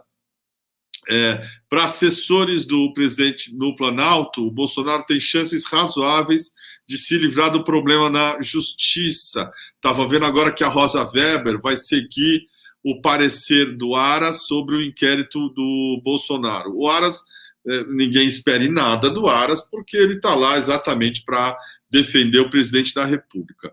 Mas, enfim, o problema aí é político, diz o Thales Faria no UOL. As acusações contra o Bolsonaro só avançarão se houver condições políticas para se decidir pelo afastamento dele. Para isso, a crise econômica teria que perdurar por muito tempo e a pandemia também. Os assessores do presidente avaliam que a economia já está dando sinais de melhora e a vacinação tende a aumentar seu ritmo, estancando o avanço da pandemia no médio prazo. A crise política só se instalaria, então, nessa avaliação, se houvesse um rompimento com o Centrão, maior grupo de partidos do Congresso e que dá sustentação ao governo. O PP de Arthur Lira e Ricardo Barros é a maior legenda do Centrão. E aí, do eventual pedido de impeachment, teria que passar pelo crivo do Arthur Lira, que, por enquanto, está em lua de mel com o Bolsonaro. Mas o Centrão, o pessoal tem agora essa definição muito boa, não é que é comprado, o Centrão se aluga. Você paga lá e ele te sustenta, tem um preço. Ficou mais caro com esses escândalos da CPI. O Ricardo Barros é mais caro, a Arthur Lira passa a ser mais caro e todos os outros deputados também. O sinal vermelho acendeu quando, durante seu depoimento da CPI, Luiz Miranda admitiu ter procurado a Arthur Lira para falar de Ricardo Barros. Segundo o deputado, o presidente da Câmara teria respondido. Isso tudo foi dito pelo Arthur Lira. Mas por que você está me procurando? O Planalto entendeu esse novo relato do deputado como um recado, quer dizer, deveria ter procurado, sim, o presidente da República. Há muito tempo, Arthur Lira e o líder do governo não se bicam. Ricardo Barros assumiu o cargo contra a vontade do presidente da Câmara, que já defendeu no Planalto seu afastamento e não conseguiu. Também o líder do governo tem peso próprio dentro do PP e, por isso, o partido até agora não apoiou seu afastamento do cargo. Tudo isso, essa política miúda, que explica muito desse movimento. Enquanto o Bolsonaro trabalha nessa sintonia da miudeza, do toma lá da cá, do troca-troca, a tropa de choque e o Calucho à frente deles faz aquela pregação de extrema-direita, a mais tosca e a mais rasteira, a mais escrota, né, que é contra os homossexuais. Ontem eles estavam batendo no dia da LGBTQIA+, e estavam simplesmente atacando pessoas que se colocam agora num avanço com relação à sociedade, inclusive no STF, de você poder dar direitos para essas pessoas. Né? O bolsonarismo trabalha assim, então, nesse tipo de pilar, são dois, né, pilares. De um lado, a negociata, que é o que mantém, né, e do outro lado, a pregação de extrema-direita, que é para enganar trouxa. Tem idiota, né? Cada vez menos idiotas, a gente está vendo as pesquisas, isso aí não sustenta ninguém, não põe comida na mesa, né? O que põe comida na mesa, o que garante que as pessoas não morram de fome é uma economia andando e um projeto que não tem. Está falando com meu amigo Zé Cássio hoje, de empresários que estavam felizes com o crescimento da economia, com as perspectivas. E um deles mesmo falou, olha, é bom para nós, O Zé Cássio falou, esse é o problema, bom para vocês. E é isso que está acontecendo. O bolo ali na divisão fica cada vez mais para um pedaço só. Vamos chamar aí de uns 10% que vão se dar bem com o projeto do Paulo Guedes. O resto da população vai pagar energia mais cara, carne não vai comer mais, fica tudo mais difícil. Então, o cenário é péssimo para o Bolsonaro. Aí ele acelera, ele fala besteira, ele faz motociata, agora vai ser no Mato Grosso do Sul, vai continuar com as palhaçadas, o Carluxo e a turma toda. Vai se manter? Tem sustentação? Não tem. Vai ser muito complicado. É muito caro agora e as ruas vão se encher. Então, olha, se o Bolsonaro não cair por impeachment, vai sangrar até 2022. E eu repito aqui o que eu já falei. O Lula vai levar no primeiro turno, eu acho. Se continuar assim. E deve continuar porque ele não sabe fazer de outro jeito. O Mercadante está falando agora que ele mudou uma coisa com relação ao meio ambiente, de proibir queimadas nessa época, coisa que ano passado ele não fez. Tem uma pressão externa, tem o medo de Haia, tem os aliados do mundo caindo. Netanyahu foi só mais um. Mesmo na Hungria, o Orbán não tem mais a força que tinha. É um homem isolado, é um país isolado. Nós estamos aqui, como eu já falei, cercados, né, ainda no campo de concentração por um soldado da SS, um genocida vagabundo. Mas esse cara está perdendo força e acho que essa empurrão vai vir de nós. Vai vir de nós e vai vir com força no dia 3. E daí por diante só vai crescer. Nós temos que escolher, eu acho que daqui por diante também, quem que vai fazer parte da nossa, vamos dizer, fileira, da nossa batalha. Quem que a gente vai querer junto? Porque vai ter muito oportunista. Estava vendo esse tal de super impeachment, que eu acho um nome idiota, acho uma babaquice, francamente, marqueteira, e que o Constantino, estava falando aqui, o Constantini, estava falando de manhã na live com o Leandro, grande voto do Leandro, estava falando que se recusou a assinar quando viu lá a Joyce Hasselman e o Frota. O Frota eu discordo, que eu acho que o Frota é um cara que faz sentido estar na luta.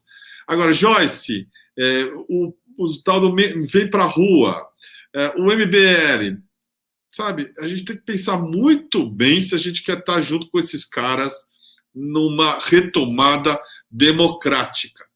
É isso mesmo?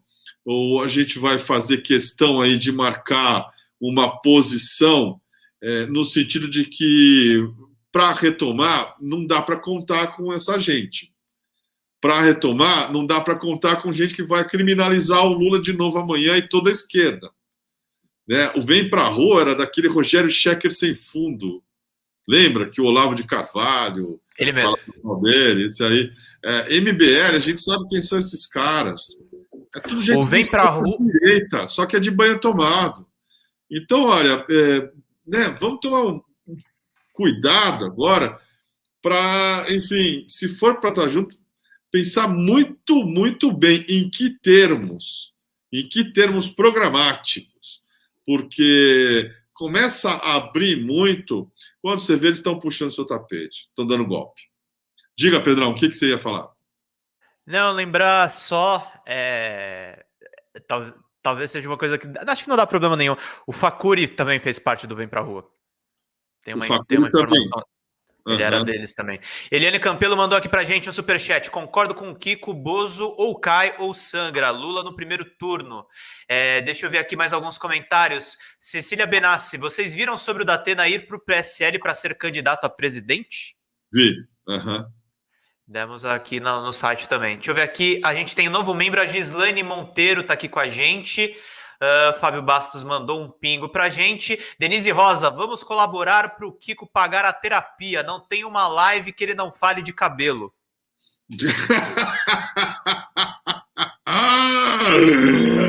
Muito bom, sensacional. Gislaine Monteiro mandou aqui, é nova membra do nosso querido canal. Júlio Amaral, desculpa, mandou pra gente aqui. Moro, Globo e PSDB tentaram acabar com o Lula e o PT, acabaram implodidos e agora não sabem como limpar a cagada que fizeram. O bem sempre vence o mal. Jucemário Dantas é novo membro aqui do DCM. A gente também tem a Janete Cassal, mandou pra gente aqui. Somos milhões de Lula. Tá reverberando aqui uma declaração que o Lula fez naquele triste dia que ele se entregou. Deixa eu ver aqui mais alguns comentários de vocês, gente. Mandem mais pingos, mandem mais superchats. A gente precisa muito das contribuições para continuar existindo aqui. A gente precisa realmente da ajuda de vocês.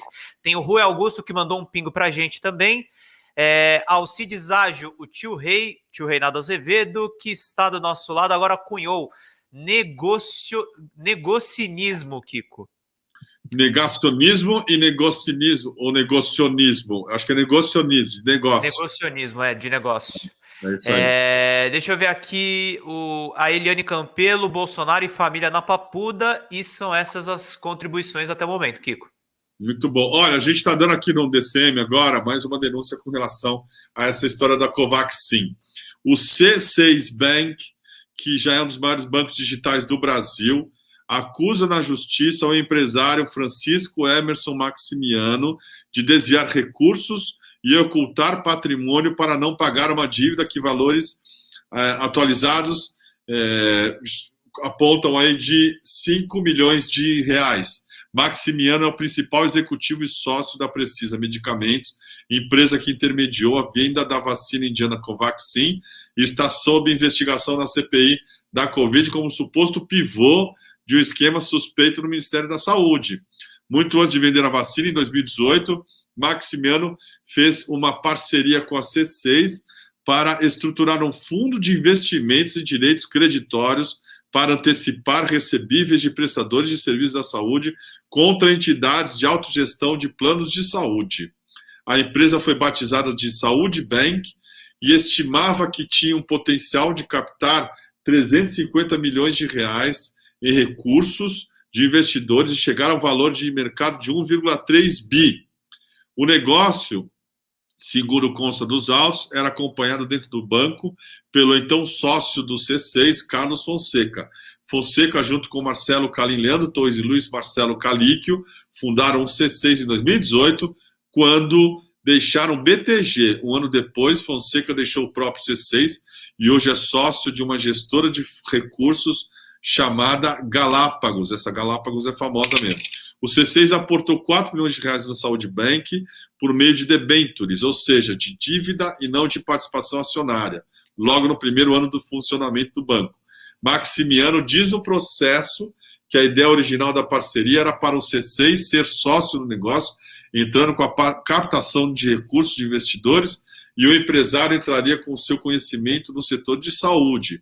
Mas o C6 teria desistido do projeto depois da saída do Fonseca. O C6 alega que continuou com o interesse. Então, olha, o empresário que vendeu Covaxin é acusado de um desvio milionário pelo C6 Bank.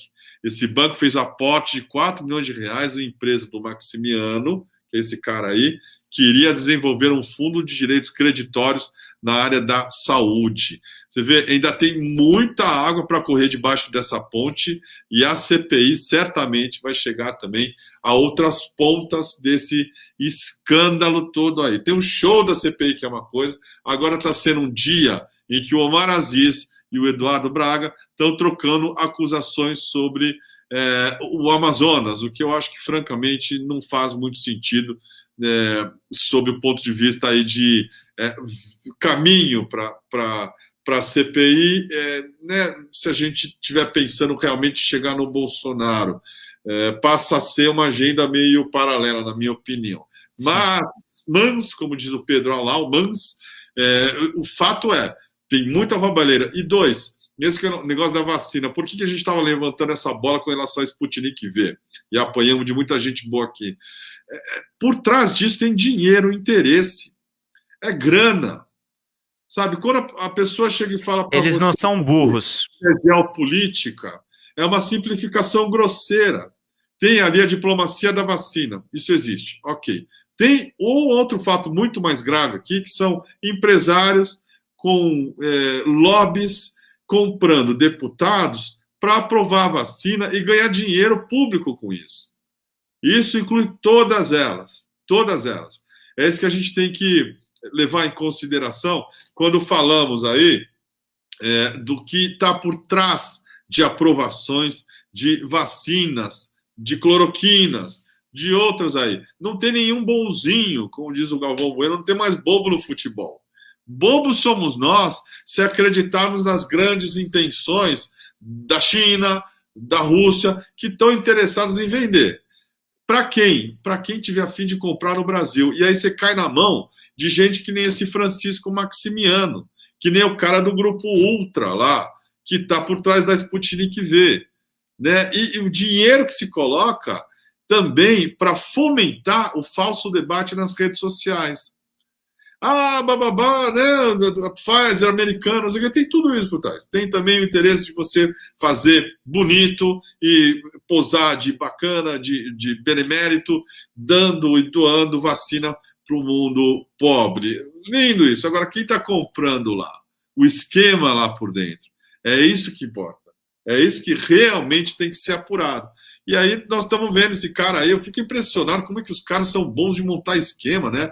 Esse Barros, ele está aí roubando há anos. Primeiro, como é que não vai preso? E dois, o dor de cabeça que dá, cara. Você viu como é que é? O cara opera tanta ponta, é tanta coisa para ver. É o dinheiro que está aqui, compra no banco, faz negócio com o banco. Viva cara, a Maringá, né, Kiko?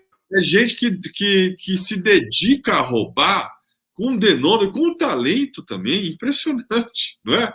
Precisa operar, são operadores. Como é que se faz aqui com um bolo de dinheiro para fazer chegar no lugar certo, molhar a mão ali, atender aos interesses dos deputados? Foi o que a Dilma não quis fazer. Foi o que a Dilma não topou. Eu tenho para mim cada vez mais claro que se a Dilma quisesse ter entrado nessa jogada, nessa negociata, não tinha caído, não. Não tinha caído. Tinha aberto torneira para deputado e ficaria ali, sangrando, mas ficaria. Eu não quis entrar nesse jogo. Eduardo Cunha, né? Quanto que era o preço do Eduardo Cunha? Qual que era o preço do Michel Temer, aquele pilantra, com aquela mãozinha dele assim, né? Armando, conspirando, ganhando dinheiro desde o Porto de Santos. Quanto custava? Fazer assim, e a mão tortinha, né? Tá lá vivo ainda, com 175 anos, né? A dona Marcela ali, provavelmente desesperada, aquele velho empacotado. Morre. Morre, filha da puta. Desculpa aí, pessoal, na hora do almoço não se deve fazer isso. Mas, enfim, a Dilma não topou participar disso. O Bolsonaro sabe, o Bolsonaro vem desse mundo. O Bolsonaro é um cara do baixo clero. Um cara que, inclusive, matéria de 99, vou dar daqui a pouco, ele se queixou de chantagem do Ricardo Barros. Conhece, essa turma. Tem medo dessa turma. O governo dele depende de defender esses caras. Aí ele faz isso, né? Tem gente operando para ele, enquanto faz essa pregação, né? Para enganar trouxa. Aí, o CPF cancelado do Lázaro, o Carluxo fala dos calças apertadas e bungulosos, não sei o quê. E vai que vai. Então, o Carluxo lá na vereança no Rio de Janeiro, outro é deputado federal por São Paulo, cara mais carioca. Como é que ele chama desse M? Site de extrema esquerda. Site de extrema esquerda, que fica falando do gabinete do ódio. Gabinete do ódio, isso aí não existe. Submetidos, como é que ele falou? Submetidos ao Luciano Ayan, como se o Ayan mandasse, tem nada a ver, maluco. Ele falou isso no Flow. Jesus. E aí, o outro Flávio comprando mansão de 6 milhões de reais nominalmente, hein? Aqui não custa 6 milhões de reais, aquela casa daquele tamanho, mas aqui, nunca. Logo depois de levar o tal do Maximiano, que é esse cara aí, acabei de citar, lá no BNDES. Para quê? Para, enfim, né, fazer lobby. Para que ele vai fazer isso? Para fazer lobby. Alguma dúvida? Não, foi um interesse nacional. Interesse nacional aqui, escambau. Agora, você fica pensando, o Bolsonaro tem um talento para manter essas pontas, que passa, eu acho, pela violência e pela ameaça, Pedro.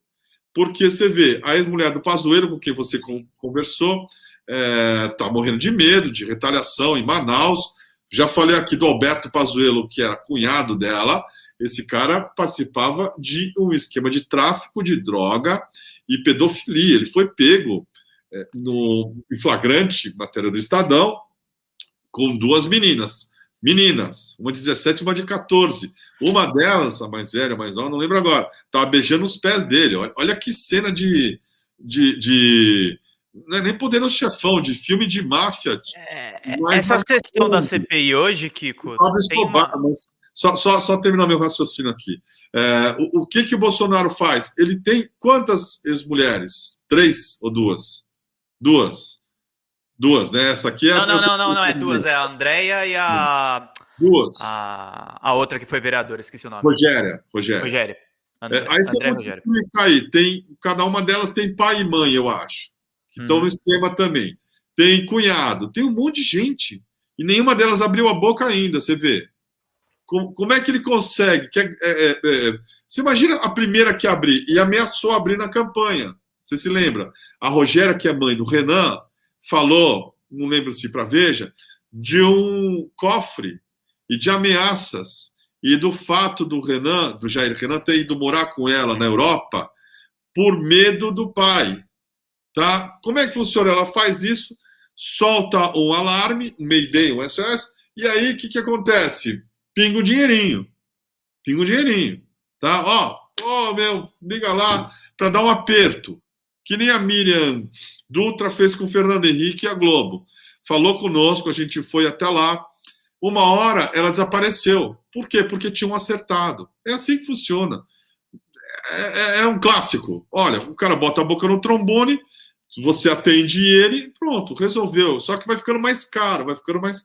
O Bolsonaro, você imagina por que ele é tão pilhado também? Fora ele ser um imbecil... tem a parte da grana e tem a parte da violência, Kiko. Muita ponta solta, cara. São 2 ex-mulheres, portanto, também 2 ex-cunhados, multiplicando. Um monte de criança no meio do caminho. Gente, né? Para você atender com rachadinha. Sem contar os filhos. Por isso, todo mundo tem que mamar. É muito frágil o esquema dele. Muito frágil. Agora, como é que também isso funciona? É na base da ameaça.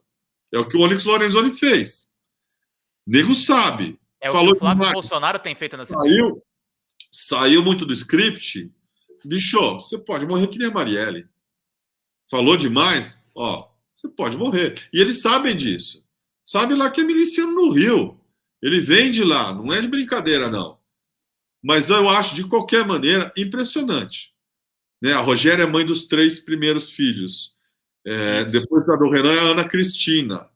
Eu falei Andréia, mas é a Ana Cristina. Como é que eles mantêm todo mundo, velho? É no dinheiro. Agora, tem para mim, que é outro problema do Bolsonaro, porque ele vive paranoico, vive também ali histérico. Assim que ele cair, em 2022, esse esquema vai ruir, cara, e esse homem vai em cana, sabe? Assim que o negócio, assim, parar de secar a fonte, ele tá lascado. Porque aí vai vir de montão. Vai vir tudo. Vai vir com tudo. Todas as denúncias. E aí esse cara tá, olha, em maus lençóis. Espero, sinceramente, que desça a rampa do Planalto preso. Diga lá, Pedroso, o que mais você tem para nós aí, meu caro? É isso aí, pessoal. Vai ter mais novidades aí sobre tudo isso que está acontecendo lá no DCM. André Luiz Moreira de Souza, o filme tá mais para Saló do Pasolini do que para Poderoso Chefão, Kiko. Muito bom. Deixa eu pegar aqui mais alguns comentários de vocês. O Janete Faccioli mandou pra gente aqui um bilhetinho super fofo. Carla Niland mandou pra gente: familiares vítimas de Covid processam Bozo e Lula já, ela quer, o ex-presidente Lula. Janete Cassal já mandou um superchat aqui, somos milhões de Lulas, eu já li esse daqui. Gente, pinga mais um pouquinho, por favor, a gente precisa muito das contribuições de vocês para continuar trabalhando, para a gente manter aqui. Mas a goteira, pinga em mim, diga lá, Pedro, o que você ia falar? Pinga em mim. Não, falei que a gente vai publicar a entrevista. Ontem a gente prometeu um áudio, mas honestamente a ex do Pazuello tá muito amedrontada, mas a entrevista vai sair, né, Kiko? A entrevista vai sair hoje, logo mais. Eu suponho que ela esteja morrendo de medo, Pedro. Fala um pouquinho, como é que foi a entrevista? Conta um pouquinho dos bastidores para nós aí. Ela contou muitos detalhes, muitos indícios. Ela não tem documentos, que a gente pode dizer assim no sentido tradicional, não tem uma gravação, uma planilha, um registro assim mais documental, porque ela não planejava falar isso, mesmo que em sigilo, para a CPI. Ela ficou casada há quanto tempo com ele, Pedro? Ela ficou casada com ele, acho que, se não me engano, o relacionamento deles é desde 2010, 2013, já faz um pouco menos que uma década. Então, eles estavam juntos até o ano passado, eles estão casados no papel ainda, Kiko. Sim. Então, ele tem esse relacionamento com uma primeira tenente em Brasília, que, enfim, acabou com o relacionamento deles, ele se tornou ministro. Isso tudo que eu tô falando, gente, ela me autorizou a publicar, entendeu? Foi até questões que eu fiquei conversando com ela até tarde da noite ontem, porque são questões de ordem pessoal, mas, de uma certa forma, mostra a fragilidade em que ela se encontra. Ela tem uma filha de 13 anos, com o Pazuello, e o principal temor dela é essa criança, que já recebeu ameaças em março. Isso saiu na mídia local de Manaus. E a gente conta um pouquinho dessa história de como ela está num processo muito delicado, e até a própria notícia dela se oferecer para falar a CPI, que é uma fake news do Lauro, a gente apurou. Ela na verdade... Só vamos corrigir aqui. Ela diz que o que aconteceu, na verdade, foi o contrário. Tem e-mail disso. A gente não acusar ninguém de fake news, porque é uma acusação grave. A gente passa por isso, então a gente não pode fazer isso, né? Mas o que ela diz é que ela foi procurada, né? Ela foi procurada desde setembro do ano passado, e por conta de posts que ela já tinha feito nas redes sociais. Que inclusive foi da onde saiu esses prints aí, que ela era fora Bolsonaro. Isso daí já estava circulando antes, embora ela já tenha ocultado todos esses indícios. E, na verdade, assim, acabou meio que melando mostrar que ela se ofereceu, porque ela não queria depor de forma nenhuma. Ela tem medo de ir pessoalmente até Brasília falar tudo o que ela sabe. Ela estava, na verdade, ajudando nos bastidores da CPI a encontrar orientações. E a principal informação da nossa entrevista, que vocês vão ver mais, é que ela encontrou figurinhas que foram citadas na CPI, na casa do Pazuello, e aí os detalhes estão na matéria, não vou entregar o ouro também. No gabinete paralelo, é isso.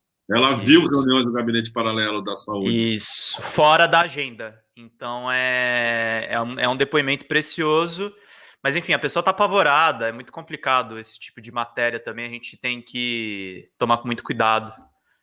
Pela pessoa mesmo, eu acho que também tem uma coisa... Claro, é tudo o que ela diz, a gente não pode assumir como verdade absoluta, mas parece que é uma situação mais complicada do que parece. Então, Kiko, o que eu ia falar é que o Omar Aziz e o Eduardo Braga estarem falando de Amazonas, tem uma coisa muito tensa nisso tudo, que é o seguinte: teve falta de oxigênio em Manaus, e por mais que o Pazuello seja culpado, o governo local ali atuou muito mal. Totalmente. A gente teve com o nosso querido Gessen Orellana falando exatamente que houve, no mínimo, uma negligência do senador Omar Aziz, do governador lá do Amazonas, do prefeito, de todo mundo, mas foi uma obra coletiva. Agora estão todos eles aí dizendo que faltou. Quando estava no auge da falta de oxigênio, ninguém estava lá. Isso é importante. Inclusive o Omar Aziz, que agora está batendo boca na CPI com o Eduardo Braga, e um acusando o outro de desvio de dinheiro. Mas olha, essa matéria promete, recomendo fortemente para vocês lerem aqui no DCM logo mais. Infelizmente, o compromisso nosso é de não botar o áudio dela, porque ela chorou muito. né? Você estava me contando que ela chorou demais, né? Ela está com muito medo de morrer. Ela chorou o dia inteiro. Ela chorou o dia inteiro. Na verdade, até ontem de madrugada, ela tá em pânico com possível desdobramento de tudo que ela tá falando, né? O medo, medo de morrer mesmo. Ela vai depor? Não vai depor, porque foi o que eu te falei, Kiko. Ela não se dispõe desde o começo. Fisicamente lá, não. Ela já mandou coisa para a CPI. O Randolph tem coisas dela. Então, se quiser investigar, tem caminhos. Tem até caminhos para futuras matérias nossas, inclusive, porque a gente tem outras fontes em Manaus. Eu estou tentando bater informações do que eu estou descobrindo lá. A gente publicou em primeira mão o documento da Precisa sobre a compra dos testes. Tem um rolo imenso com essa empresa ali em estados do norte. A gente está a fim de entrar mais em cima dessa questão aí de Manaus. E tem muita coisa que ela me indicou, enfim, outras fontes estão indicando e, enfim, é justificado, sim, o medo dela, não é... Acho que não é só declaratório, não. Uhum. A atual namorada do Pazuello, que também é um dos, enfim, pomo dessa discórdia aí, inevitavelmente, né? Ela trabalha lá no Ministério da Saúde, chama-se Laura App, é diretora da Secretaria de Atenção Primária. Ela foi indicada pelo Pazuello e tornou-se o braço direito dele enquanto ministro. E teria sido contratada em função do relacionamento. Teria sido, claro que é por causa disso, né? Não, por causa da competência. Tá bom. A tenente do Exército, infectologista formada pela Universidade Federal do Rio de Janeiro, é também responsável por prescrever medicamentos sem eficácia comprovada contra a Covid-19, uma cloroquina, tratamento precoce, em documento que teria sido excluído do site da saúde após questionamentos de senadores da CPI. Certamente isso aí foi encaminhado pela Andréia também, ela ajudou nisso, né? Então, por isso que a gente está falando aqui de um caso que é muito mais do que o público privado, é um caso de interesse notoriamente nacional, né, da ex-mulher do Pazuello, também movida, ela admitiu para você, por, assim, uma disputa uma crise pessoal. Eu não diria que é dinheiro, porque também é desmerecer muito. O fato dela ter medo, eu acho que envolve mais coisa do que propriamente grana. Mas eu acho que ela tem muita raiva dessa traição do ex-marido, mas não fica só nisso. A questão é o que ela viu lá. Falta de oxigênio, claro. Os amigos dela morrendo, ele não fazendo nada, ele falou isso, tá na nossa matéria, de alterar a bula da cloroquina. Então ele estava alinhado, esse grupo que o Metrópolis deu, esse vídeo do Gabinete das Sombras, tem um alinhamento com o ministro, com o ex-ministro, no momento mais grave da pandemia. Então, acho que é isso que a entrevista vem esclarecer. Mas, mais uma vez, repito, não é uma matéria com relatório, com documentos públicos e tal. É uma pessoa contando o que ela sabe e o que ela já encaminhou, na verdade, para a CPI. Ela não vai depor pessoalmente lá. Isso aí tá fora de cogitação, pelo menos da parte dela, foi o que ela me falou. Aí que tá. Isso aí vai ter que ser negociado, porque se eles convocarem, ela será obrigada. Sim. Né? Convidada não, claro, mas convocada não vai ter como... Eu chutaria que não vão querer convocar por conta dessa crise que eu falei de Manaus, Kiko, e os deputados manauaras que estão lá. O presidente da CPI é de Manaus. Ele não teria interesse. Pode ser, se ela resolver falar, inclusive, de Manaus. Né? Pode ser. Você vê como é uma coisa delicada mesmo, né? Puta matéria importante aí, pessoal. Por isso a gente pede aqui a contribuição de vocês, não é à toa, não. Pedrão, nós temos mais superchats aí, meu caro? Deixa eu ver aqui. O pessoal hoje tá... Eu não sei se é por conta da proximidade do dia 30. Eu sei, é final de mês, gente. A gente sabe que é difícil. Mas manda um pingo, ajuda muito a gente. Ó, falei um monte de informação importante. Deu quase um spoiler da matéria. Deixa eu ver aqui. O Gilberto Cruvinel. Pedro, entrevista a ex-mulher do Lira. Ali tem. O pessoal daqui a pouco quer que eu faça o dossiê de todas as ex-mulheres dos caras. Você começa a ter casos, né, com as mulheres dos Não, isso não. E fazer matéria. O Dom Juan, o Pedrão começa aí, né, a ser talarico e faz matérias aí com toda a rapa. Pega lá os senadores. O Kiko quer botar o Pazuzu atrás de... Já não basta o negócio ontem que ele tá tendo que responder. É fogo, meu. Aí é muito visado, né, Kiko? É isso aí.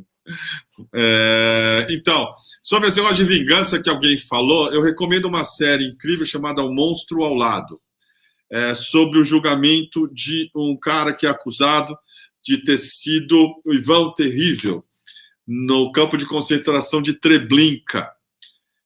Durante a Segunda Guerra Mundial, ele cuidava dos fornos. Ele é acusado de ser esse cara e é levado para Jerusalém para ser julgado. Na verdade, ele foi lá para ser condenado. São 3 juízes, como costuma ser nesses casos aí de julgamentos de crimes de nazistas lá em Israel. E aí, toda a trama, e é um documentário fantástico, é em torno do que fazer quando você tem um trauma desse tamanho, 6 milhões de judeus mortos, e a possibilidade de você encontrar um dos algozes, um dos carrascos. E pior, a possibilidade de não ser o cara que as testemunhas dizem que é. É incrível, é sensacional para quem gosta de direito, para quem também está interessado em entender melhor essa coisa de vingança.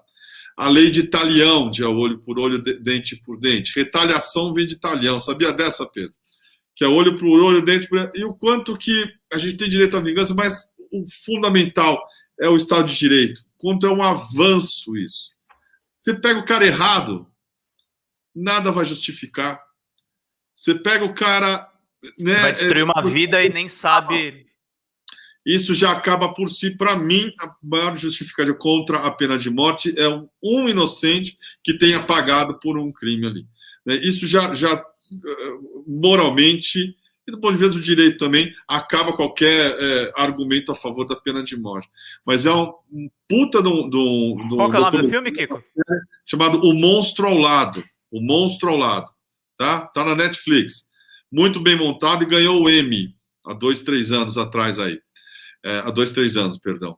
E é exatamente isso. Um cara bonachão, gorducho, parece com um Pazuello, aliás, que um dia é acusado de ser o Ivan Terrível que operava os fornos crematórios lá de Treblinka.